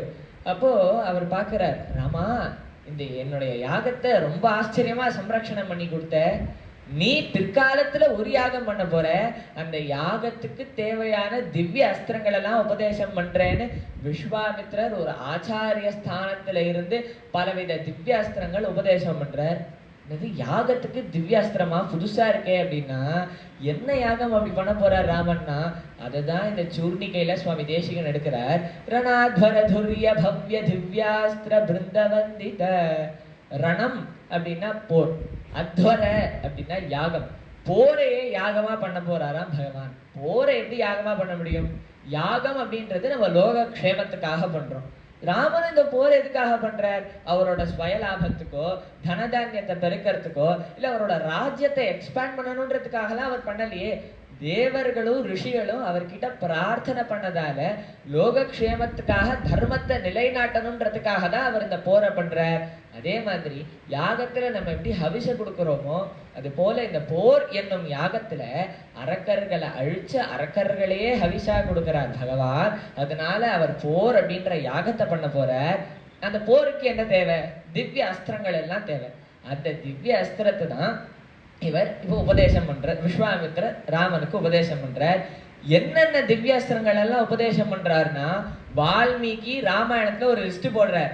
தண்ட சக்கரம், கால சக்கரம், விஷ்ணு சக்கரம், தர்ம சக்கரம், ஐந்திராஸ்திரம், வஜ்ராஸ்திரம், ஐஷிகாஸ்திரம், பிரம்மணாஸ்திரம், மதனாஸ்திரம், சோஷனாஸ்திரம், தர்ப்பணாஸ்திரம், சந்தாபனாஸ்திரம், விலாபனாஸ்திரம், சிவசூலம், பிரம்மசிரஸ், மோதகி, சிகரி, தர்மபாசம், காலபாசம், வருணபாசம்னு பலவிதமான அஸ்திரங்களை விஸ்வாமித்திரர் ராமனுக்கு உபதேசம் பண்றார். அப்போ உபதேசம் பண்ணும் போது ரணாத்வர துர்ய பவ்ய, ராமன் முன்னாடி இந்த திவ்ய அஸ்திரத்தோட பிரதிபாத்திய தேவத்தை எல்லாம் திவ்யாஸ்திர பிருந்த வந்தித கூட்டமா வந்து ராமன் முன்னாடி வணங்குறாளாம். ராமா நீ உயர்ந்த யாகத்தை பண்ண போற, அந்த யாகத்தால தர்ம ஸ்தாபனம் நடக்க போறது. அந்த தர்ம ஸ்தாபனத்துக்கு எங்களுக்கு ஒரு வாய்ப்பை கொடு, எங்களை இந்த யாகத்துல ஒரு கருவியா யூஸ் பண்ணு. இந்த திவ்ய அஸ்திரங்கள் எல்லாம் ராமன் முன்னாடி கை கூப்பின்னு நிக்கிறான்னு சுவாமி தேசிகன் இந்த சூர்ணிகையில ரொம்ப அழகா சாதிக்கிறார். சரி, இந்த அஸ்திரங்கள் எல்லாம் வாங்கிக்கிறார் பகவான். இதை வச்சு என்ன பண்ண போற? அதுதான் அடுத்த சூர்ணிகையில சுவாமி தேசிகன் சாதிக்கிறார். பிரணத ஜன விமத விமதன துர்லலித தோர்லலித. பிரணத ஜன அப்படின்னா நம் போன்ற ஆசுதர்கள், பக்தர்கள், பகவானை அண்டியவர்கள், பகவான சரணாகதி பண்ணவான்னு அர்த்தம். அவளுடைய விமதன எதிரிகளை விமதன அழிக்கிறார் பகவான். எப்படி அழிக்கிறார்? அவரோட தோள்கள்ல ஒரு ஆபரணம் மாதிரி அந்த வில்ல வச்சுட்டு இருக்காரு இல்லையா, அந்த வில்லு மூலமா இந்த திவ்ய அஸ்திரங்கள் எல்லாம் பயன்படுத்தி நம்மளோட எதிரிகளை அழிக்கிறார். அவருடைய தோள்கள், அந்த தோள்கள்ல தானே அந்த வில்ல பிடிச்சிட்டு இருக்க, அந்த தோள்கள் எப்படி இருக்குன்னா தோர்லலித பயங்கரமா இருக்கா அந்த தோள்கள்.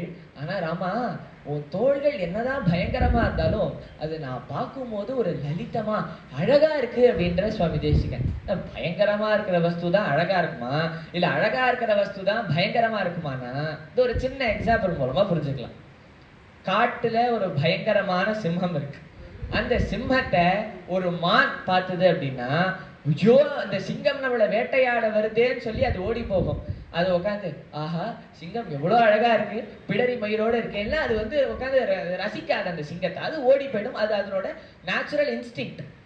அதே சிங்கத்தை அதனோட குட்டி பார்த்ததுன்னா ஐயோ சிங்கம் வருதுன்னு பயப்படாது, ஆஹா இந்த சிங்கம் எப்படி இருக்குன்னு அது வந்து ரசிக்கும். அதே மாதிரிதான் அங்க சிங்கம் இருந்தது, இப்போ இந்த காட்டுக்கு வந்திருக்கிறது ராகவ சிம்மம். அந்த ராகவ சிம்மத்தை பொன்மானா வந்த மாரீச்சன் அவருடைய தோள்களை பார்த்தா ஐயோ நம்மள வதம் பண்ற தோள்களாச்சேன்னு அதை பார்த்து பயப்படுவார். ஆனா அந்த சிங்கத்தோட குட்டி போல நம்ம எல்லாம் இருக்கோம், ஏன்னா பகவானுடைய குழந்தைகள் தானே நம்ம.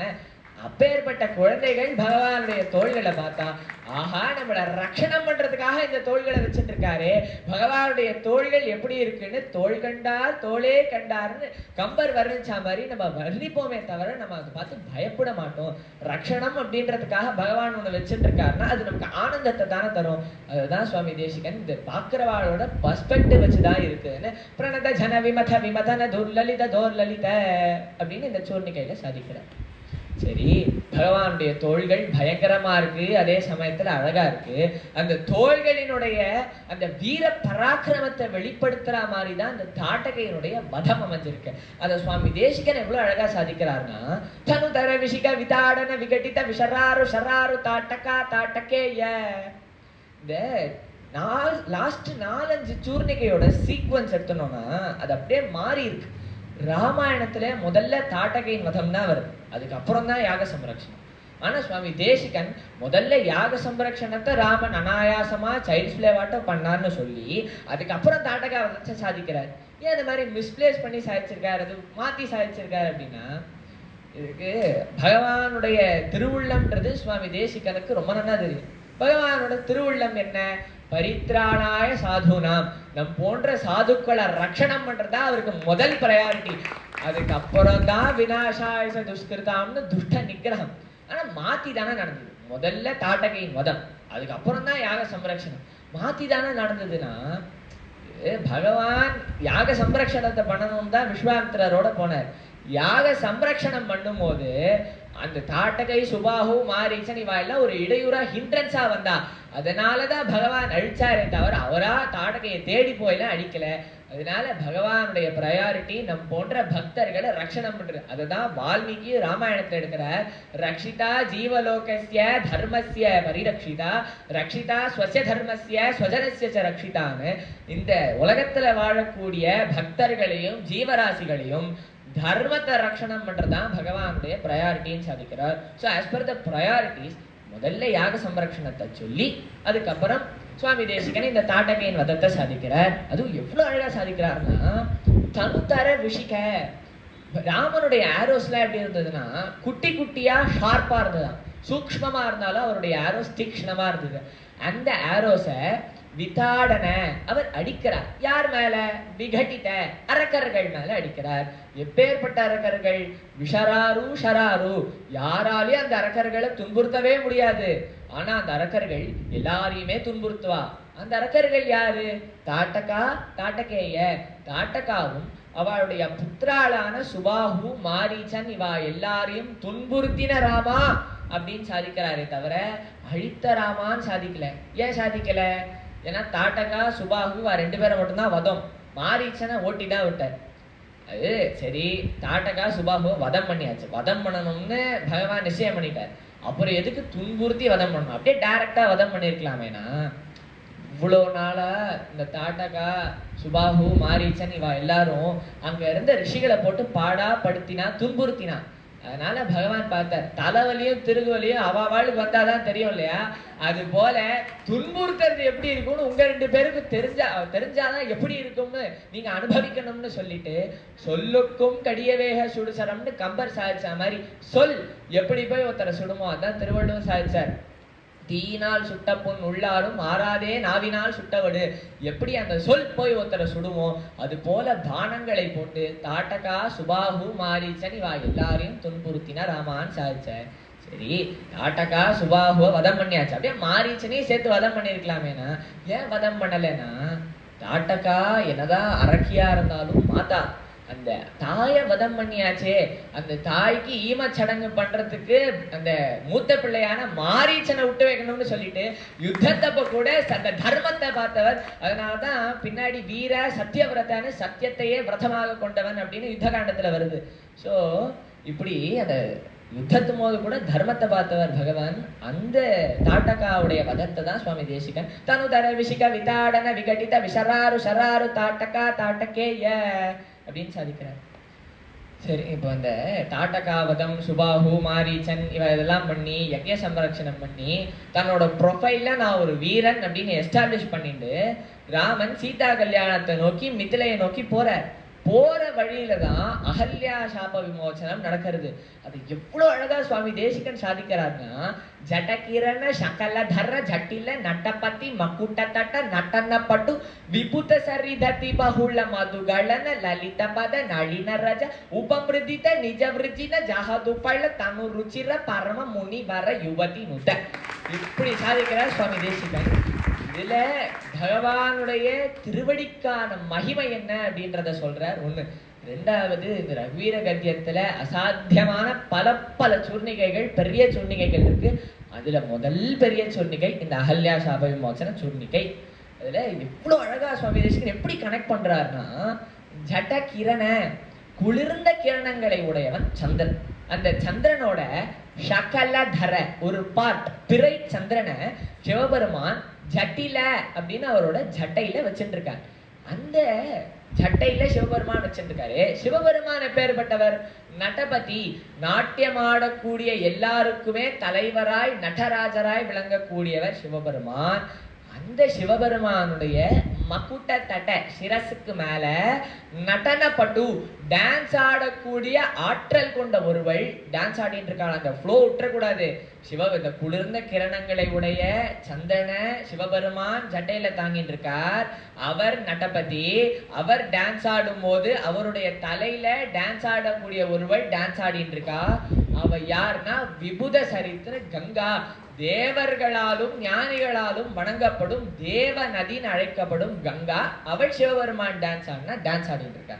சரி, சிவபெருமானுடைய சிரசுக்கு கங்கை எப்படி வந்தா அப்படின்னா, பகவான் வாமனனா வந்து திரிவிக்ரமனா மூவுலகையும் வளர்க்கும் போது அவருடைய திருவடி சத்தியலோகத்தை நோக்கி போச்சு. அப்ப பிரம்மா பார்த்தார், ஆஹா, பகவானுடைய திருவடியே நம்ம இல்லத்தை நோக்கி வருதே, அந்த பகவானுடைய திருவடிக்கு திருமஞ்சனம் பண்ண வேண்டாவோன்னு சொல்லி பகவானுடைய திருவடிக்கு திருமஞ்சனம் பண்ற. அந்த திருமஞ்சனம் பண்ண தீர்த்தம் அந்த கங்கை எப்படி வரானா, அதிபாகுல மதுகளன ஒரு ஃப்ளட் ஆட்டம் வராலாம். அதுவும் சாடா ஃப்ளட் இல்ல, தேர் பெருக்கு மாதிரி வராலாம். அந்த ஃப்ளட்டையே தன்னுடைய தலையில தாங்கின்னு நிறுத்தியவர் சிவபெருமான். சரி, எங்கேருந்து அந்த ஃப்ளட் வந்தா, எந்த டேம்ல இருந்து வந்தானா, சுவாமி தேசிகன் சாதிக்கிறார், லலித பத நளின பகவானுடைய மென்மையான தாமரை போன்ற திருவடிகளிலிருந்து வந்ததால் தான் அந்த ஃப்ளட் ஒரு தேன் பெருக்கு மாதிரி மாறிதான். அதே லலித பத நளினன்னு மென்மையான தாமரை போன்ற திருவடிகளை உடையவன் தான் இப்ப பிறந்த அந்த ராமன். அவர் கஜசிம்ம கதீவீரவ் ஷாத்தூல ரிஷபோபமவுன்னு திம் திம்னு நடந்து வரும்போது அவருடைய பாதத்தின் சம்பந்தமுடைய பாதுகையின் சம்பந்தமுடைய அந்த தூளி பறக்கிறதான். அது எப்படி இருக்குன்னா, பகவானுடைய திருவடி தாமரை மாதிரி இருக்கு. அந்த தாமரையிலிருந்து ஒரு தூசி வருது. அது எப்படின்னா அந்த மகரந்த பொடிகள் மாதிரி இருக்கான். அந்த மகரந்த பொடிகள் உபமிருதித்த நிஜ விருஜினன்னு கல் வடிவத்தில் இருக்கக்கூடிய அந்த பெண் மீது பட்டு அவளுடைய சாபம் நீங்கி ஜஹதுபல தனு ருச்சிர பரம முனிவர யுவதி நுதான் பரம முனியான கௌதமரோடு ஒரு யுவதியாக அகல்யாவாக தம்பதியினராக இருந்து ராமா உன்னை வணங்கினான்னு சுவாமி தேசிகன் இந்த ஸ்லோகத்தை ஜடகிரண சகல தர ஜட்டில நடபதி மகுட தட்ட நடனப்பட்டு விபுத சரிததி பகுள்ள மதுகளன லலித பத நளின ரஜ உபமிருதி நிஜ விருச்சின ஜாது பள்ள தனுருச்சிர பரம முனிவர யுவதி நுத அப்படி சாதிக்கிறார்.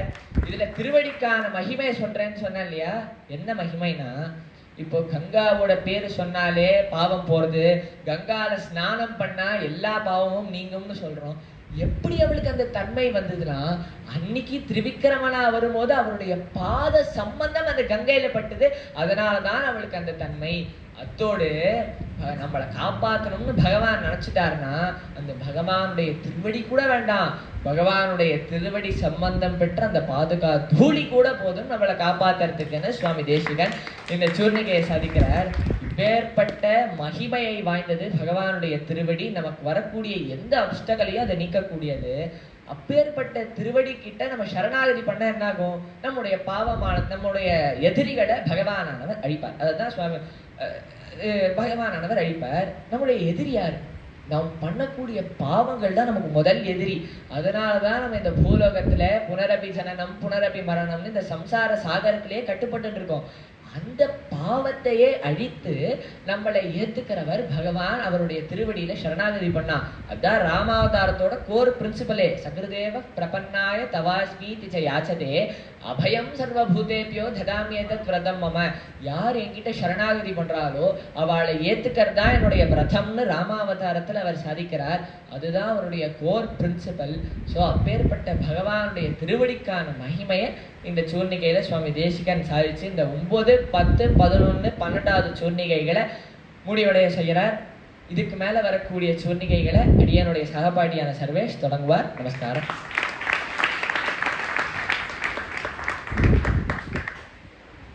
ஸ்ரீ குருபியோ நமக. அடியனுடைய சகபாட்டியான ஸ்ரீசரன் எப்படி அகல்யாவுக்கு சாப விமோசனம் கிடைத்ததுங்கிறது ரொம்ப ஆச்சரியமா அனுபவித்தோம். இப்ப 13 முதல் 17வது சூர்ணிகைக்கான அர்த்தத்தை சுவாமி தேசிகன் எப்படி சாதிக்கிறார் அது ரொம்ப ஆச்சரியமா அனுபவிப்போமே. இந்த 13வது சூர்ணிகையில எடுக்கிறார். குஷிக சூத்த கதித விதித நவ விவித கதா என்று எடுக்கிறார். முதல்ல இந்த சூர்ணிகைக்குள்ள போறதுக்கு முன்னாடி இந்த சூர்ணிகையினுடைய கான்டெக்ஸ்ட்டை நம்ம அனுபவிக்கணும். இப்ப அகல்யாவுக்கு சாப விமோசனம் கொடுத்தாச்சு. ராமர், லக்ஷ்மணர், விஸ்வாமித்தர் நடந்து போயிட்டு இருக்கா. இப்படி நடந்து போயிட்டு இருக்கும்போது ராமருக்கும் லக்ஷ்மணனுக்கும் அலுப்பா இருக்கும் இல்லையா? இந்த இடத்துல தான் இந்த சூர்ணிகையானது அமைஞ்சிருக்கு. அதாவது குஷிக சுத, குஷிகனினுடைய மகனான கௌஷிகரான விஸ்வாமித்தர் என்ன பண்றார்? கதித. இப்ப நம்மளே இங்க வரும்போது அடையார் டிராஃபிக் இருக்கு இல்லையா? படுத்துறது அவ்வளவு டிராஃபிக். அப்படி நம்ம அடையார் டிராஃபிக்லாம் தாண்டி இங்க நம்ம வந்து உட்காரும் போது அலுப்பா இருக்கும் இல்லையா? அதே போலத்தான் இப்ப ராமரும் லக்ஷ்மணனும் விஸ்வாமித்திரருக்கு உதவி பண்றதுக்காக ரொம்ப தூரம் டிராவல் பண்ணி இப்படி தாட்டக்காவெல்லாம் வதம் பண்ணி ரொம்ப அலுப்பா இருக்கு. ஆனா அந்த டிராவல்லையே நம்ம பார்த்தோம்னா, நம்ம கதை கேட்டுன்னு வந்தோம்னா, இந்த உபன்யாசம்லாம் கேட்டுன்னு வந்தோம்னா அந்த அலுப்பு நமக்கு தெரியாது. அதே போலத்தான் ராமலக்ஷ்மணா குழந்தை, அவளுக்கு அலுப்பு தெரியக்கூடாது அப்படிங்கிறதுக்காக விஸ்வாமித்திரர் பலவிதமான கதைகளை சொல்லிட்டு வராராம். என்ன சுவாமி, எந்த விதமான கதைகளை சொல்றார் பார்த்தோம்னா, விதித நவ விவித கதா என்ன எடுக்கிறார். விவித என்ன சொன்னால் புதுவிதமான ரொம்ப யூனிக்கான கதைகளை சொல்றாராம். இந்த இடத்துல சுவாமி தேசிகன் நவ என்கின்ற வார்த்தையை பிரயோகம் பண்ணியிருக்கார். இந்த நவ என்கின்ற வார்த்தையை நம்ம 2 விதமா எடுக்கலாம். உதாரணத்துக்கு புராணம் என்று சொன்னால் புரா அப்படி நவம் புராணம். எப்போதோ நடந்த ஒரு விஷயத்த இன்றைய காலத்துல ரிலேட்டபிளா ரொம்ப கான்டெம்பரரியா சொல்றதுதான் புராணம்னு சொல்லுவா. அதே போலத்தான் விஸ்வாமித்திரரும் எப்போவோ நடந்த கதைகளை ராமலக்ஷ்மணால் இருந்த காலத்துல ராமலக்ஷ்மணர்களுக்கு எப்படி சொன்னா அவளுக்கு புரியுமோ அவளுக்கு ஏற்ற மாதிரி கான்டெம்பரரியா ரொம்ப அழகா சொல்றார். இன்னும் சுவாமி தேசிகன் நவ என்கின்ற வார்த்தையை பிரயோகம் பண்ணியிருக்கார். இன்னொரு விதமா பார்த்தோம்னா நவ என்ன சொன்னால் என்ன அர்த்தம்? 9ங்கிற அர்த்தத்தை கொடுக்கறது. விஸ்வாமித்திரர் ராமலக்ஷ்மணாளுக்கு 9 விதமான கதைகளை சொல்லியிருக்காராம். அது என்ன 9 விதமான கதைகள்? முதல் கதை எப்படி சிவபெருமான் முப்புறங்களையும் எரித்தார்ங்கிறத ரொம்ப அழகா சாதிச்சிருக்கார். 2வது கதை சரையு நதி எப்படி பிரவகித்ததுங்கிறத எடுத்திருக்கார். 3வது கதை தாட்டக்காவுக்கு எப்படி சாபம் கிடைத்ததுன்னு எடுத்திருக்கார். 4வது கதை வாமனாவதாரம் எப்படி நிகழ்ந்ததுன்னு எடுத்திருக்கார். 5வது கதை சிவதனுஷினுடைய பூர்வ சரித்திரம் அதை பற்றி எடுத்திருக்கார்.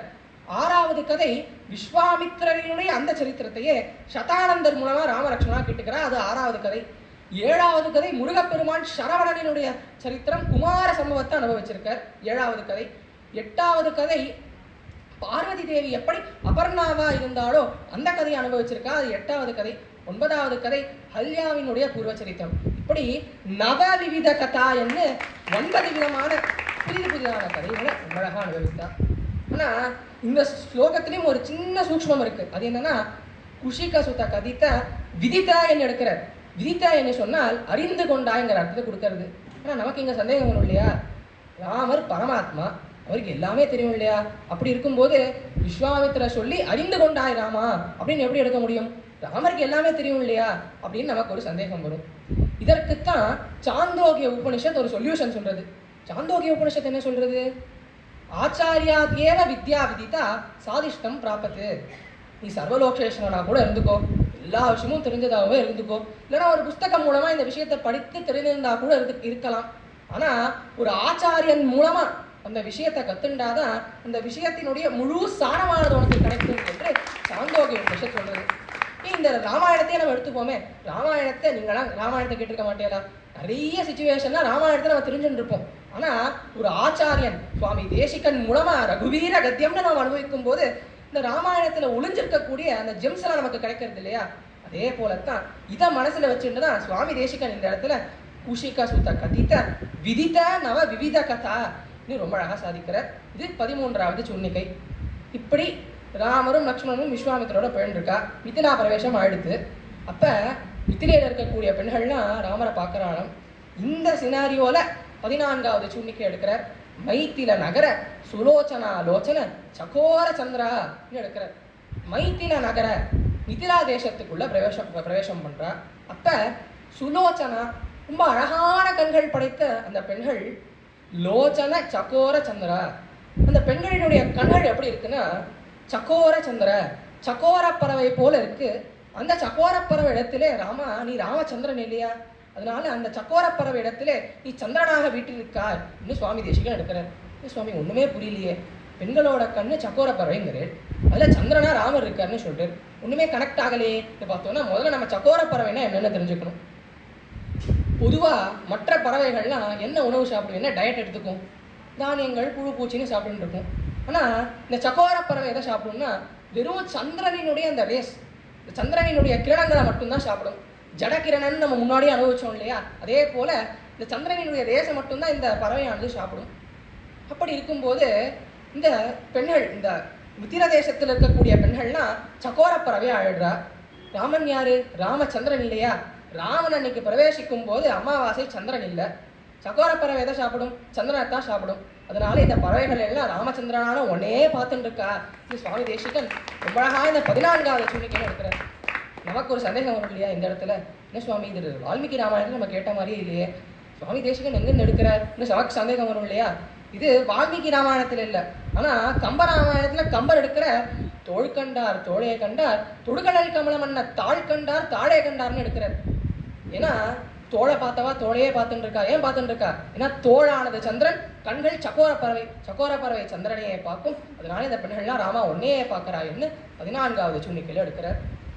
மேலும் 15வது சுன்னிக்கை இந்த இடத்துல கண்ட பரசு கோதண்ட பிரகாண்ட கண்டன சவுண்ட புஜதண்டா இன்னும் எடுக்கிறார். இதனுடைய சினாரியோ என்னன்னு பார்த்தோம்னா, இப்ப ராமர் ஜனகருடைய சபைக்கு போயிட்டார். இந்த இடத்துல நம்மளே நிறைய மிஸ்கன்செப்ஷன் இருக்கும். இந்த இடத்துல நம்மளே நினச்சிட்டு இருப்போம், ஜனகர் ஒரு பெரிய சுயம்பரம் நடத்தினார்.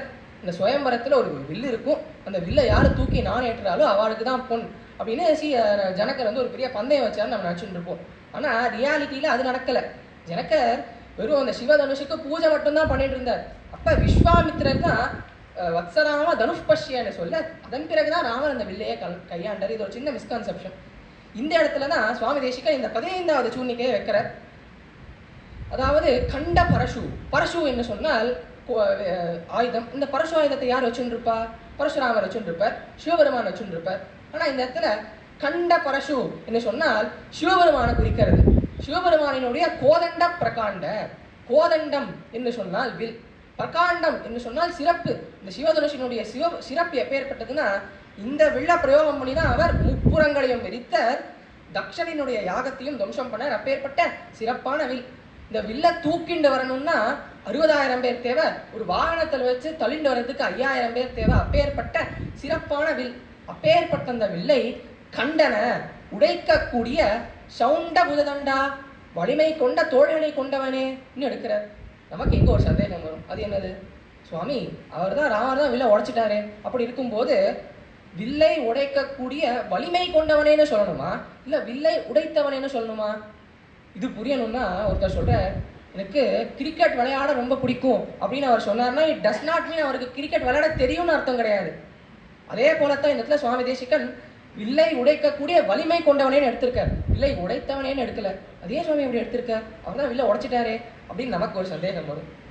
இதை நமக்கு நம்ம புரிஞ்சுக்கணும்னா ராமர் எப்படி அந்த வில்லுக்கு நாணேற்றினார், எப்படி அந்த வில்லை முறித்தார், அந்த சினாரியோவை நம்ம கொஞ்சம் அப்படியே டைம் டிராவல் பண்ணி நம்மளுடைய மனசுல நம்ம அனுபவிச்சு பார்க்கணும். ராமர் அப்படி அந்த சிவதனுஷம் எடுக்கிறார். தன்னுடைய லெஃப்ட் ஹேண்டை மிடில் வச்சுட்டு லெஃப்ட் ஹேண்டை நடுவில் வச்சுக்கிறார். வில்லினுடைய அடிப்பகுதியை தன்னுடைய இடது காலில் விரல்களுக்கு நடுவில் இடுக்கிக்கிறார். இப்போ வில்லினுடைய அடிப்பகுதியில தான் நான் இருக்கு. அந்த நானை தன்னுடைய வலக்கரத்தால எடுத்து வில்லினுடைய மேல் பகுதியில இப்படி கட்ட ஆரம்பிக்கிறார். அப்ப வில்லினுடைய மேல் பகுதியானது யோசிக்கிறதா வில்லினுடைய அடிப்பகுதிக்கு ராமரினுடைய திருவடி ஸ்பர்ஷம் கிடைச்சிடுத்து. நமக்கு இந்த அந்த பாக்கியம் நமக்கு கிடைக்கலையே அப்படின்னு அந்த மேல் பகுதி பார்க்கறது கொஞ்சம் கொஞ்சமா வளைந்து வளைந்து வளைந்து வளைந்து ராமரினுடைய திருவடியை தொட்டவுடனே சபால்னு வில் முறிஞ்சிடுறது. இதைத்தான் சுவாமி தேசிகன் எடுக்கிற வில்லை உடைக்கக்கூடிய வலிமை அவருக்கு உண்டு. ஆனா அவர் வில்ல உடைக்கல, வில்லு தானாவே முறிஞ்சொடுத்து இன்னும் ரொம்ப அழகா சுவாமி தேசிகன் 15வது சூர்ணிக்கையில எடுக்கிறார். மேலும் 16வது சூர்ணிக்கை சண்டகர கிரண மண்டல போதித்த புண்டரீகவன ருச்சி நுண்டாக்க லோச்சனா இன்னும் எடுக்கிறார். ரொம்ப காம்ப்ளெக்ஸான சூர்ணிக்கை. சண்டகர கிரண, சண்டகர என்று சொன்னால் ரொம்ப வெப்பமான கிரணங்களை கொண்ட சூரியனினுடைய கிரணங்களை குறிக்கிறது. மண்டல, இந்த சூரியனினுடைய கிரணங்களானது மண்டல என்ன சொன்னால் பண்டில் பண்டில் பண்டிலா வர்றது. எங்க பண்டில் பண்டிலா வர்றதுன்னா புண்டரீக வனருச்சி நுண்டாக்க லோச்சனா. புண்டரீக வனம்னா தாமரை காடு. தாமரை காட்டின் மீது அந்த சூரியனுடைய கிரணங்கள் பட்டா என்ன ஆகும்? தாமரை பூவானது மலரும். அப்பேற்பட்ட அந்த அழகை வென்றெடுத்த நுண்டாக்க லோச்சனா, அந்த அழகை வென்றெடுக்கக்கூடிய அழகான கண்களை படைத்தவனே இன்னும் சுவாமி தேசிகன் எடுக்கிறார். இதை நம்ம அனுபவிக்கணும்னா நம்ம ஒரு 2 சிச்சுவேஷன் எடுத்துப்போமே. ஒரு சிச்சுவேஷத்துல ஒரு தட்டாக்கம் இருக்கு, பெரிய தட்டாக்கம். அதில் நிறைய தாமரை மொட்டுகள்லாம் இருக்கு. சூரியனுடைய கிரணங்கள் பட்ட உடனே தாமரை மொட்டுகளானது மலர்றது இல்லையா? இது ஒரு சிச்சுவேஷன், ஒரு தட்டாக்கம். இது ஒரு பக்கம் இருக்கட்டும். இன்னொரு பக்கம் பார்த்தோம்னா ராமரினுடைய அந்த திருமுகம் தான் தட்டாக்கம், ராமரினுடைய 2 கண்கள் தான் தாமரை மொட்டு. இப்ப இந்த வில்லானது முறிஞ்சிடுறது, ராமருக்கும் சீதைக்கும் இடையிலான அந்த தலையானது போயிடுறது. ஏன்னா திருவில்லாத்தேவரை தேரேன் மின் தேவு, ஸ்ரீமன் நாராயணன் இல்லையா? ஸ்ரீ இல்லைன்னா நாராயணனுக்கு வேல்யூவே கிடையாது. அதனால இப்ப சீதா பிராட்டி கிடைக்க போறான்னு உடனே ராமருக்கு அப்பேற்பட்ட சந்தோஷம், ஆனந்தம். அப்படி அந்த ஆனந்தம் இருக்கிறதுனால ராமரினுடைய கண்கள் மொட்டு இல்லையா, இந்த மொட்டானது மலர்றது.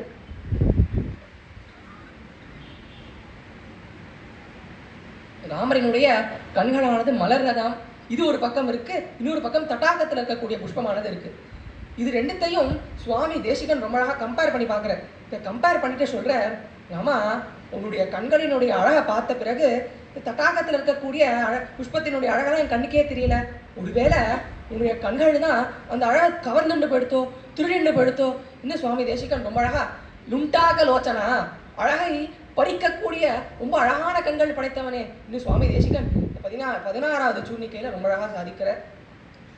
இப்பேற்பட்ட அழகான கண்களை படைத்த ராமனுக்கு பல்லாண்டு பாடுறார் இந்த சூர்ணிக்கையில சுவாமி தேசிகன்.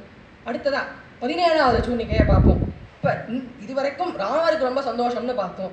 ஆனா ராமர் மட்டும், அவருக்கு மட்டும் சந்தோஷம் இல்லை, அவர் தசரதரினுடைய சந்தேகத்தையும் நீக்கிறார், ஆதங்கத்தையும் நீக்கிறார். அதை எப்படி நீக்கிறாருங்கிறது தான் இந்த 17வது சூர்ணிக்கையில எடுக்கிறார். மோச்சித ஜனக ஹிருதய சங்காதங்கா எடுக்கிறார். மோச்சித என்று சொன்னால் மொத்தமா விளக்கிட்டார் அர்த்தத்தை கொடுக்கிறது. எதை மொத்தமா விளக்கிட்டார்? ஜனக ஹிருதய, ஜனகரினுடைய ஹிருதயத்தில் இருக்கக்கூடிய சங்க. சங்க என்ன சொன்னால் சந்தேகம். அதாவது இதை நம்ம புரியணும்னா நம்ம கதையை அனுபவிக்கணும். அது என்ன கதைன்னா, ஜனகர் தன்னுடைய மனசுக்குள்ள ஒரு போட்டி வச்சுட்டாராம். அது என்ன போட்டினா, இந்த சிவதனுஷை எவன் தூக்கி இந்த சிவதனுஷுக்கு நான் ஏற்றினானோ அப்பேற்பட்ட வீரனுக்கு தான் என்னுடைய பொண்ணை கொடுப்பேன் அவர் மனசுக்குள்ளேயே ஒரு போட்டி வச்சுட்டு இருக்கார். இப்போ இதனால என்ன ஆயிடுத்து, ஒரு சில ராஜாக்கள்லாம் வரா, அவள்லாம் எங்களுக்கு உங்களுடைய சீதையை பிடிச்சிருக்கு அப்படின்னு சொன்ன உடனே இவர் இங்கே வில்ல கையாண்டால் மட்டும்தான் என் பொண்ணை கொடுப்பேன்னு சொல்கிறார். அவளும் இந்த வில்ல தூக்க ட்ரை பண்ணுறா, அவளால் முடியலை. இப்போ ஜனகருக்கு பார்க்குறவா எல்லார் மேலேயும் சந்தேகம் வர்றது தான், இவரால் இந்த வில்லை தூக்க முடியுமோ, இவரால் தூக்க முடியுமோ. ஏன் ராமர் அந்த வில்லையை கையாளும் போது கூட ஜனகருக்கு உள் மனசுல ஒரு சந்தேகம் இருக்கு, ராமரால் இந்த வில்லை தூக்க முடியுமான்னு உள்ள சந்தேகம் இருந்துட்டே இருக்கு. இப்படி அந்த சந்தேகமானது ஒரு முள்ளு போல ஜனகரினுடைய மனசை குத்திண்டே இருக்கு. அதன் பிறகு சங்க ஆதங்க, இன்னொரு பக்கம் அவர் ஆதங்கமும் படுறார். தமிழ் ஆதங்கம்னு சொல்லுவா இல்லையா, இப்படி நம்ம ஏன் தான் இந்த மாதிரி ஒரு பந்தயம் வச்சுட்டோமோ அப்படின்னு உள்ளுக்குள்ள ஒரு ஆதங்கமும் இருக்கு. அதனால இந்த சூன்னிக்கையில் இருக்கிற மோசித்த ஜனக ஹிருதய சங்கா தங்கா, ராமா நீ ஜனகரினுடைய அந்த சங்கமான சந்தேகத்தையும் விளக்கிட்ட, ஆதங்கத்தையும் நீக்கிட்ட, அப்பேற்பட்ட ராமனுக்கு நான் நமஸ்கரிக்கிறேன் என்று மோசித்த ஜனக ஹிருதய சங்கா தங்கா இன்னும் இந்த 17வது சூன்னிக்கையில சுவாமி தேசிகன் ரொம்ப அழகா எடுக்கிற. இப்பேற்பட்ட 13 முதல் 17வது சூன்னிக்கைக்கான அர்த்தத்தை நம்ம ரொம்ப ஆச்சரியமா அனுபவித்தோம். மேலும் இந்த பாலகாண்டமானது எப்படி பூர்த்தி அடையிறது, அது மட்டுமில்லை இந்த பாலகாண்டத்தினுடைய சாரமான சீதா கல்யாணம் அது எப்படி நடந்தது என்பதை என்னுடைய சகபாட்டியான திரையம்பத் தொடங்குவார். நமஸ்காரம்.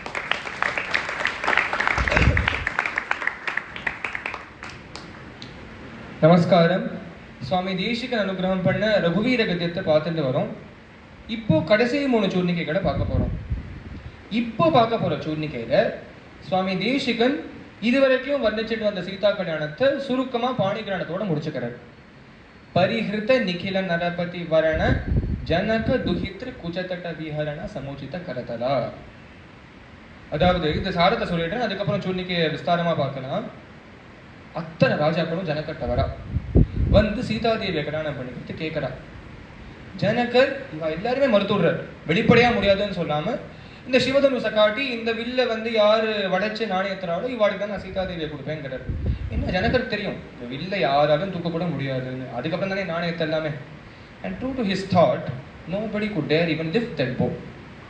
இப்பேற்பட்ட ஜனகருக்கு பொன்னான சீதாதேவியை கல்யாணம் பண்ணிட்டு அவளோட எத்தனையோ ஸ்ருங்கார லீலைகள் மேற்கொண்டாயே அப்படிங்கிறத இந்த சூர்ணிக்கைக்கு சாரம். இப்போ பதபதார்த்தத்தை பார்க்கலாம். நரபதினா ராஜா, நிகில நரபதினா பூமியில இருந்து அத்தனை ராஜாக்களும், வரணம்னா வேண்டுகோள், கல்யாணம் பண்ணிக்கணுங்கிற வேண்டுகோள். பரிகிருத நிகில நரபதி வரணனா பூமியில இருந்த அத்தனை ராஜாக்களோட வேண்டுகோளையும் நிராகரித்த மறுத்த யாரு, ஜனக. ஜனக துஹித்ரு, அப்பேற்பட்ட ஜனகரின் மகளான சீதாதேவியை குஜதட்ட விஹரண சமுச்சித கரத்தல, அவளோடு எத்தனையோ ஸ்ருங்கார லீலைகள் விளையாட்டுக்கள் இதெல்லாம் மேற்கொள்றதுக்காக ஏத்த கையுடையவனே சமுச்சித கரத்தரான்னு சொல்றார். சமுச்சித கரத்தராங்கிறதுக்கு என்ன அர்த்தம்னா ஏத்தமான கையுடையவனேங்கிறதுக்கு என்ன அர்த்தம்னா பாணி கிரகணம் பண்ணிண்டவனேன்னு அர்த்தம். அதாவது இந்த சீதாராமர் கல்யாணத்துல the most iconic moment is the பாணி கிரகணம். வால்மீகி அப்படிதான் வர்ணிச்சிருக்காரு. இந்த இயம் சீதா மமசுதா சகதர்ம சரிதவ பிரதீட்சைனாம் பத்ரம் தே பாணிங்கள் ஈஸ்வ பாணினா. இந்த ஸ்லோகம் ராமாயணத்துல it is one of the most famous ஸ்லோகங்கள். ஏன்னா எனக்கு தெரிஞ்சு இந்த ஸ்லோகத்துக்கு இருக்கிற வியாக்கியானங்கள் மாதிரி வேற எந்த ஸ்லோகத்துக்கும் கிடையாது. அப்பேற்பட்ட இந்த பாணி கிரகணம் அத்தனை குதூகலத்தோட அத்தனை கோலாகலத்தோட நடக்கிறது. இந்த பாணி கிரகணத்தை சீதா கல்யாணத்தை இந்த சூர்ணிக்கையோட முடிச்சுக்கிறது. இப்போ கல்யாணம் தான் முடியறது. எல்லாருமே அயோத்திக்கு கிளம்புறா. கிளம்ப ஆரம்பிக்கிறா, புறப்பட ஆரம்பிக்கிறா. ஒரே அபசகுணங்களா வருது. இருக்கிறவா எல்லாருக்கும் பயம் வருது. என்ன இப்போதான் இவ்வளோ அழகா மங்களகரமா கல்யாணம் ஆயிருக்கே, ஏன் இந்த மாதிரி வருதுன்னு பயப்படுறா. எல்லாரும் பார்க்கறா. அதீதமான கோபத்தோட மகாபயங்கரமா கையில கோடாலையும் வில்லையும் பிடிச்சுட்டு பரசுராமர் நடந்து வர்றாரு. நடுங்கிறா எல்லாரும், இருக்கிற ரிஷிக்கள்லாம் உட்பட எல்லாரும் நடுங்கிறா. ஏன் நடுங்கிறான்னா இந்த பரசுராமருக்கு மட்டும் கோபம் வந்ததுன்னா என்ன பண்ணவர்னு யாருக்கும் தெரியாது. 21 தலைமுறை க்ஷத்ரியால ஒண்டியா கொண்டு முடிச்சவர் பரசுராமர். அவ்வளோ அக்ரெசிவ் பர்சனாலிட்டி இவர். இதனால பரசுராமர் வரார், எல்லாரும் நடுங்கிறா. அவர் நேர யாரையும் பார்க்காம ராமர்கிட்ட போறார். ராமர்கிட்ட போய் தான் கையில இருக்கிற விஷ்ணு தனுஷுங்கிற வில்ல ராமர்கிட்ட காமிச்சு அவர் சொல்றார், ராமா நீ சிவதனுசு ஒடிச்சியாமாமே, நீ உண்மையான வீரன்னா இந்த விஷ்ணு தனுசு ஒடிச்சு காட்டுங்கிறார். தசரதர் பதறி போயிட்டார். அந்த இடத்துல பரசுராமர் கால வீரர் சரணாகதி பண்றாரு. சொல்றாரு, இந்த பையன் 12 வயசு பையன், ஒன்றும் தெரியாது இவனுக்கு, இப்போதான் கல்யாணம் ஆயிருக்கு, மன்னிச்சிடுங்கோ, உங்களுக்கு ஏதாவது கோவம் இருந்ததுன்னா என் மேல காட்டுங்கோ, இவன் மேல காட்டாதீங்கன்னு கெஞ்சுறாரு. பரசுராமர் மனசு ஒன்றுத்துக்கும் இறங்கலை. அவர் நேர ராமர்கிட்ட இந்த சவால் விடுறார். ராமர் என்ன பண்றார், அனாயாசமா அவர் முகத்துல அந்த சிரிப்போட அந்த வில்ல பரசுராமர் கையிலேருந்து வாங்கிக்கிறார். அழகா அதை வளைக்கிறார், நாணயத்தினர் தான் வீரத்தை காண்பிக்கிறார். அதுதான் இந்த சூர்ணிக்கையோட விஷயம். சதகோடி சதகுண கঠিன பரசுதர முனிவர கர திருத துரவன மதம நிஜ தனுராகர்ஷண பிரகாசித பாரமேஷ்டியா. பதபதார்த்தத்தை பார்க்கலாம். சதகோட்டினா வஜ்ராயுதம். சதகோட்டி சதகுண கঠিனா வஜ்ராயுதத்தை காட்டிலும் 100 மடங்கு இன்னும் கடினமா, இன்னும் ஹார்டா இருக்கக்கூடிய பரசுதர முனிவர கரதிருத்த, பரசுராமரால் கையில் ஏந்தப்படக்கூடிய இந்த வில் விஷ்ணு தனுஷ் எப்படி இருக்கு? துரவனமதம, அவனவனா வளைக்கிறது. துரவனமனா வளைக்க முடியாது. துரவனமதமனா சூப்பர்லேட்டிவ் டிகிரி. எவனாலையும் வில்வித்தையில எப்பேற்பட்ட சிறந்தவனா இருந்தாலும் யாராலையும் வளைக்க முடியாது இந்த வில். அது இந்த வார்த்தைக்குள்ள இந்த வில்லோட ஹிஸ்டரியிலேயே சுவாமி தேசிகன் போட்டு வச்சிருக்காரு. என்னன்னா, இது பாலகாண்டத்தை கடைசியில வரும். விஸ்வகர்மா 2 வில் பண்றாரு. ஒரு வில் பெருமாளுக்கு கொடுக்கறது, இன்னொரு வில் சிவனுக்கு தர்றாரு. தேவர்கள் என்ன பண்றா, பெருமாளையும் சிவன்லையும் யாரு பெரியவர்னு பார்க்கறதுக்கு ஒரு சண்டை வச்சு பார்க்கலாம்னு சொல்றான். பெருமாளும் சிவனும் வில்ல வச்சு அந்த போர்க்களத்துக்கு போறா. எந்த பிரச்சனையும் இல்லாத இந்த சண்டையை முடிக்கணும்னு பெருமாள் என்ன பண்றாரு, ஹும்னு மூச்சு விடுறாரு. அந்த மூச்சு விட்டதுனாலேயே சிவனோட வில்ல ஒரு கிராக் வருது. கிராக் வந்ததுனால இதை பயன்படுத்த முடியாதுன்னு சிவன் என்ன பண்றாரு, தன் பக்தன் தேவராஜன் ஒரு மகாராஜா, அப்போ மிதிலை ஆண்டு வந்த மகாராஜா, அந்த மகாராஜாட்ட தன்னோட அனுகிரகமா கொடுக்கறாரு. அப்போ தேவராஜன் காலத்திலேருந்து ஜனகர் காலம் வரையிலும் அத்தனை மிதிலா ராஜாக்களாலையும் பூஜை பண்ணப்பட்டு வந்த இந்த வில் தான் இந்த சிவதனுஷ். சிவதனுஷை ராமர் ஒழிச்சு சீதாதேவியை கல்யாணம் பண்ணிக்கிறார். சிவதனுஷ்லையாவது ஒரு கிராக் இருந்தது. So it was relatively little easier to string it. Vishnu Dhanush அப்படி கிடையாது. இது நல்ல அப்போலேருந்து இப்போ வரைக்கும் அதே குவாலிட்டியில வந்த வில். இது அத்தனை கடினமான வில். இந்த வில் தான் ராமருக்கு உண்மையான சவால். தூரவனமதம. இப்போ ஒரு சந்தேகம் வரலாம், பரசுராமரும் பெருமாவோட அவதாரம் தான், ராமரும் பெருமாவோட அவதாரம் தானே, இவா 2 பேருக்குள்ளேயும் எப்படி சண்டை வரலாம்? இதுதான் ஒரு விஷயம் இருக்கு இதுக்குள்ள. பகவானோட அவதாரத்தை 2 தினசா பிரிப்பா. ஒன்று பூர்ணாவதாரம், இன்னொன்று ஆவேஷாவதாரம். பூர்ணாவதாரங்கிறது பகவானே ஸ்வயம் வைகுண்டத்திலேருந்து பூமிக்கு இறங்கி வந்து அவதாரம் பண்றது. ராமர், கிருஷ்ணர், நரசிம்மர், வராகன், வாமனன் இவா எல்லாருமே பூர்ணாவதாரம். அது பகவானே. ஆவேஷ அவதாரம் கட்டி இட் இஸ் அன் இன்டைரக்ட் அவதாரம். அதாவது பகவான் ஒரு காரியத்தை முடிக்கிறதுக்காக ஒரு ஜீவாத்மாவை தேர்ந்தெடுத்து அந்த ஜீவாத்மாக்குள்ள தன்னுடைய ஒரு சக்தியை கொடுக்கிறார் அந்த காரியம் முடிக்கிற வரைக்கும். இப்படி இருந்தவர் தான் பரசுராமர். ஸோ பரசுராமர் இன்டைரக்ட் அவதாரம், ராமர் டைரக்ட், அவர் பகவானே, நாராயணனே. இதனால இந்த விஷயத்தையுமே சுவாமி தேசிகன் ஒரே வார்த்தையில போட்டார், நிஜ தனுராகர்ஷண பிரகாசித பாரமேஷ்டியா. நிஜன்னு இந்த இடத்துல தன்னுடையன்னு அர்த்தம் சம்ஸ்கிருதத்துல. இந்த வில் என்ன? விஷ்ணு தனுஷ். ராமர் யாரு? விஷ்ணுவே. தான் கையில வந்து உட்கார வேண்டிய அந்த வில்ல ராமர் பரசுராமர் கையிலேருந்து வாங்கிட்டு அனாயாசமா வாங்கிக்கிறார். அதை வாங்கிட்டு அழகா அதை ஒரு கிரேஸோட ஒரு ஒரு ஸ்டைலோட ராமர் அதை நாணயத்தை அதை வளைச்சு தன்னுடைய வீரத்தை காமிக்கிறார். தனுராகர்ஷண பிரகாசித பாரமேஷ்டியா. அந்த வில்ல நாணயத்தினத்தினால ராமா நீ பரமாத்மான்னு காமிச்சுட்டேங்கிற. இங்கதான் ரகசியம் இருக்கு. அதாவது தசரதர் பரசுராமர்கிட்ட சரணாகதி பண்றாரு. பரசுராமர் இருந்த அந்த கோபத்துல இந்த ஹீட் ஆஃப் த மொமெண்ட் அதை மறுத்துட்டார். ராமருக்கு அதை பார்த்து ரொம்ப கோபம் வந்தது. ஏன்னா Rama is a strict adherent to சரணாகத தர்மம். ஒருத்தர் காலில் விழுந்துட்டானா எப்பேற்பட்டவாளா இருந்தாலும் அவளை உன்னோட எஃபர்ட்டுக்குள்ள எவ்வளவு முடியுமோ அவளை காப்பாற்ற முயற்சிக்கணும். ஏதாவது என்ன முடியுமோ அதை பண்ணி அவளை காப்பாற்ற முயற்சிக்கணும். இப்படி காலில் விழுந்த தசரதரை மறுத்துட்டார். ஏன்னா ராமர் கோபம் வந்து அந்த கோபத்தினால ராமர் விஸ்வரூபம் காட்டினார். Yes, you heard that right. எப்படி போர்க்களத்துல கிருஷ்ணர் அர்ஜுனன்ட்ட விஸ்வரூபம் காட்டினாரோ ராமரும் விஸ்வரூபம் காட்டியிருக்கார். இந்த இடத்துல பரசுராமர்கிட்ட காட்டியிருக்கார். இது வந்து வால்மீகி ராமாயணத்துல கூட வெளிப்படையா வராத ஒரு விஷயம். ஒரே வார்த்தையில பஷ்யமே தேஜகான்னு அந்த வார்த்தைக்குள்ள ஒரு ஹிண்ட் மாதிரி இருக்கு. மகாபாரதத்துல வனபர்வால வரக்கூடிய ராமோபாக்கியானத்துல இது விஸ்தாரமா வரும். ஸோ பரசுராமர் வந்து ராமர் திருமேனியில முழு பிரபஞ்சத்தையுமே பார்த்து ஆடி போயிட்டார். கை கூப்பி ராமர்கிட்ட மன்னிப்பு கேட்கிறார். அவர் சொல்ற ரக்ஷயம் மதுஹந்தாரம் ஜானாமித்வாம் சுரோத்தமம் தனுஷோஸ்ய பராமர்ஷாத் ஸ்வஸ்திதேஸ்து பரந்தப. ராமா, அன்னைக்கு மதுகைட்ட வாழ கொண்டு உலகத்தை காப்பாத்தின பகவான் நாராயணன் தான் நீ, நான் புரிஞ்சுட்டேன், நான் போயிட்டு வரேன்ப்பா, மன்னிச்சுக்கோன்னு அவர் சொல்லி கிளம்பிடுறாரு. அதனால இந்த வில்ல நாணயத்தினால நீ பரமாத்மா நிரூபிச்சுட்டிய ராமான்னு இந்த சூர்ணிக்கையில சொல்றது. இதோட பரசுராம கர்ப்பபங்கம் முடியுது. இந்த பரசுராம கர்ப்பபங்கத்தோட தொடர்பா தான் இருக்கிற கடைசி சூர்ணிக்கை இப்ப பார்க்க போற சூர்ணிக்கை. இது பாலகாண்டத்தோட ரகுவீர கதத்துல இருக்கிற கடைசி சூர்ணிக்கை. ரொம்ப அழகான சூர்ணிக்கை. இந்த சூர்ணிக்கையில என்ன பண்ற தேசிகன், இந்த கர்ப்பபங்கத்தோட தொடர்பா ராமரோட வீரியத்தை ரொம்ப அழகா ரசிக்கிறார். இது வரைக்கும் பார்த்த நிறைய ப்ராமினென்ட் பர்சனாலிட்டிஸ் இவ எல்லாருமே எடுத்துன்னு வர்றாரு. ஒருத்தரோட வீரியத்தை இன்னொருத்தரோட கம்பேர் பண்றாரு. வீரியத்துல ராமர் தான் சிறந்தவர், ராமர் தான் பெரியவர்னு இந்த சூர்ணிக்கையில நிரூபிக்கிறார். சாரத்தை சொல்லிட்டு அதுக்கப்புறம் சூர்ணிக்கையை பார்க்கலாம். தேவர்களுக்கெல்லாம் ராஜா இந்திரன். இந்திரனையே வீழ்த்தினவன் ராவணன். கைலாச மலையை தூக்கினவன் ராவணன். அத்தனை பலம் ராவணன்ட்ட. ராவணனை விட இன்னும் பலசாலியா யாராவது ஒருத்தர் இருப்பாளான்னு பார்த்தா ஒருத்தரே ஒருத்தர் இருந்தார். கார்த்தவீர்யார்ஜுனன்னு பேரு. அதாவது இதுக்கு ஒரு சரித்திரம் உத்தரகாண்டத்துல வரும். இந்த கார்த்தவீர்யார்ஜுனனுக்கு 1000 கை, சஹசிரார்ஜுனன்னு பேர் அவனுக்கு. நர்மதா நதி கரையில நித்தியமும் குளிப்பான். ஒரு நாள் அவன் நர்மதா கரைக்கு குளிக்க போகும்போது நர்மதா நதிக்கு 1000 கையோடு என்ன பண்ணா, ரிவரோட ஃப்ளோவே நிறுத்துறான். ராவணன் அந்த கரையில மண்ணாலேயே ஒரு சிவலிங்கம் பண்ணி பூஜை பண்றான். இவன் கார்த்தவீர்யார்ஜுனன் குளிச்சு முடிச்சு விட்டு தன் கையெல்லாம் மேல தூக்கும் போது அந்த நதி அப்படியே பீரிட்டு ஓடும். ஓடும்போது ராவணனோட சிவலிங்கம் அப்படியே முழுகடிச்சுடுவான்.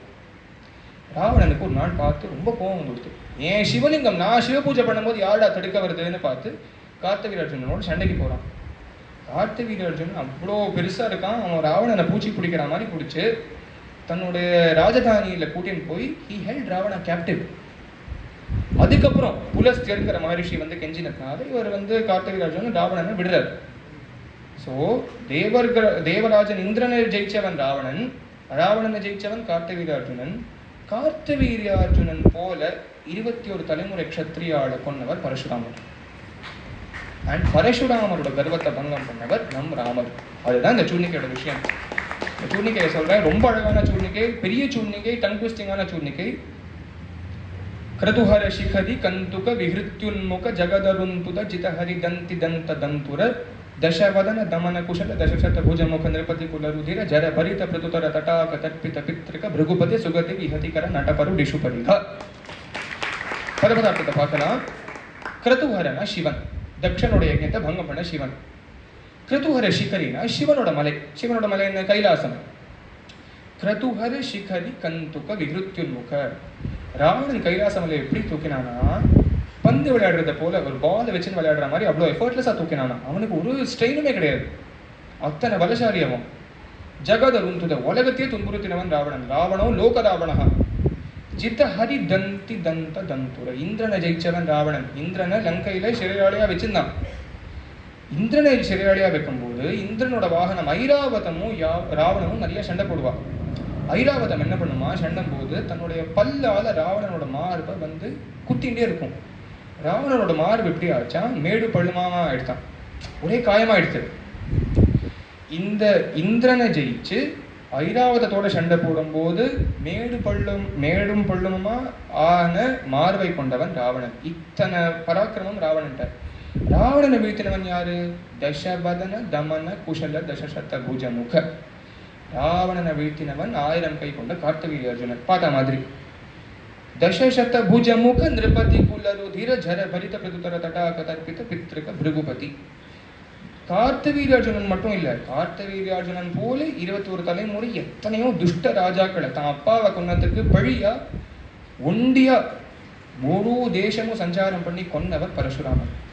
அதோட நிறுத்தல, என்ன பண்றா, இந்த ராஜாக்களோட ரத்தத்தை எல்லாம் சேர்த்து வச்சு குருக்ஷேத்திரத்துல சாமந்த பஞ்சகம்னு ஒரு பொய்கை ஆக்குறது. அந்த பொய்கையில இந்த ரத்தத்தை எல்லாத்தையும் சேர்த்து வச்சு அவ அப்பா ஜமதக்னிக்கு பழியா தர்ப்பணம் பண்றான் ரத்தத்தை வச்சுட்டு. இத்தனை ஒரு அக்ரெசிவ் பர்சனாலிட்டி அவர் பரசுராமர். இப்பேற்பட்ட இந்த பரசுராமரோட கர்வத்தையே பங்கம் பண்ணவனே ராமான்னு இந்த சூழ்நிலையில முடிக்கிறார். பிருகுபதி சுகதி விஹதிகர நடபரு டிஷுபரிகா. அது இங்க ஒரு அனதர் டீடைல் என்னன்னா, ராமர் அந்த வில்ல விஷ்ணு தனுச நாணயத்தி உள்ள அம்ப போட்டார். அம்ப போட்டதுனால அது என்னவா இருந்தாலும் வீணாக்க முடியாது. பரசுராமரே சொல்ற ராமர்கிட்ட, ராமா இந்த அம்பை வீணாக்க முடியாதுங்கிறதுனால என்ன பண்ணு, நான் இத்தனை மேல் லோகங்களெல்லாம் அடையணும்னு நிறைய தபஸ் பண்ணியிருக்கேன், என் தபஸை நோக்கி நீ அம்பை போட்டுடுவோம் என் தபஸை பங்கம் பண்ணிடு, என் தப்போபலத்தையும் என்னோட அகங்காரத்தையும் நீ பங்கம் பண்ணிடுன்னு ராமர்கிட்ட கேட்கிறார். ராமரும் அப்படியே பரசுராமரோட தப்போபலத்தை நாசம் பண்ணிடுறாரு. அது ரொம்ப அழகா தேசிகன் சொல்றார், மேல் லோகங்களுக்கு போக வேண்டியது, அதுக்கு தேவையானது தபஸ். தபஸை பங்கம் பண்ணுறதுன்னு சொல்லாம பியூட்டிஃபுல்லாக ஒரு இமேஜரி கிரியேட் பண்றாரு. சுகதி விஹதி கர நட பருடிஷு பரிக என்ன சொல்றார், Rama bolted the doors of all the higher lokas with his arrow as the lock, so that Parashurama does not attain any of them.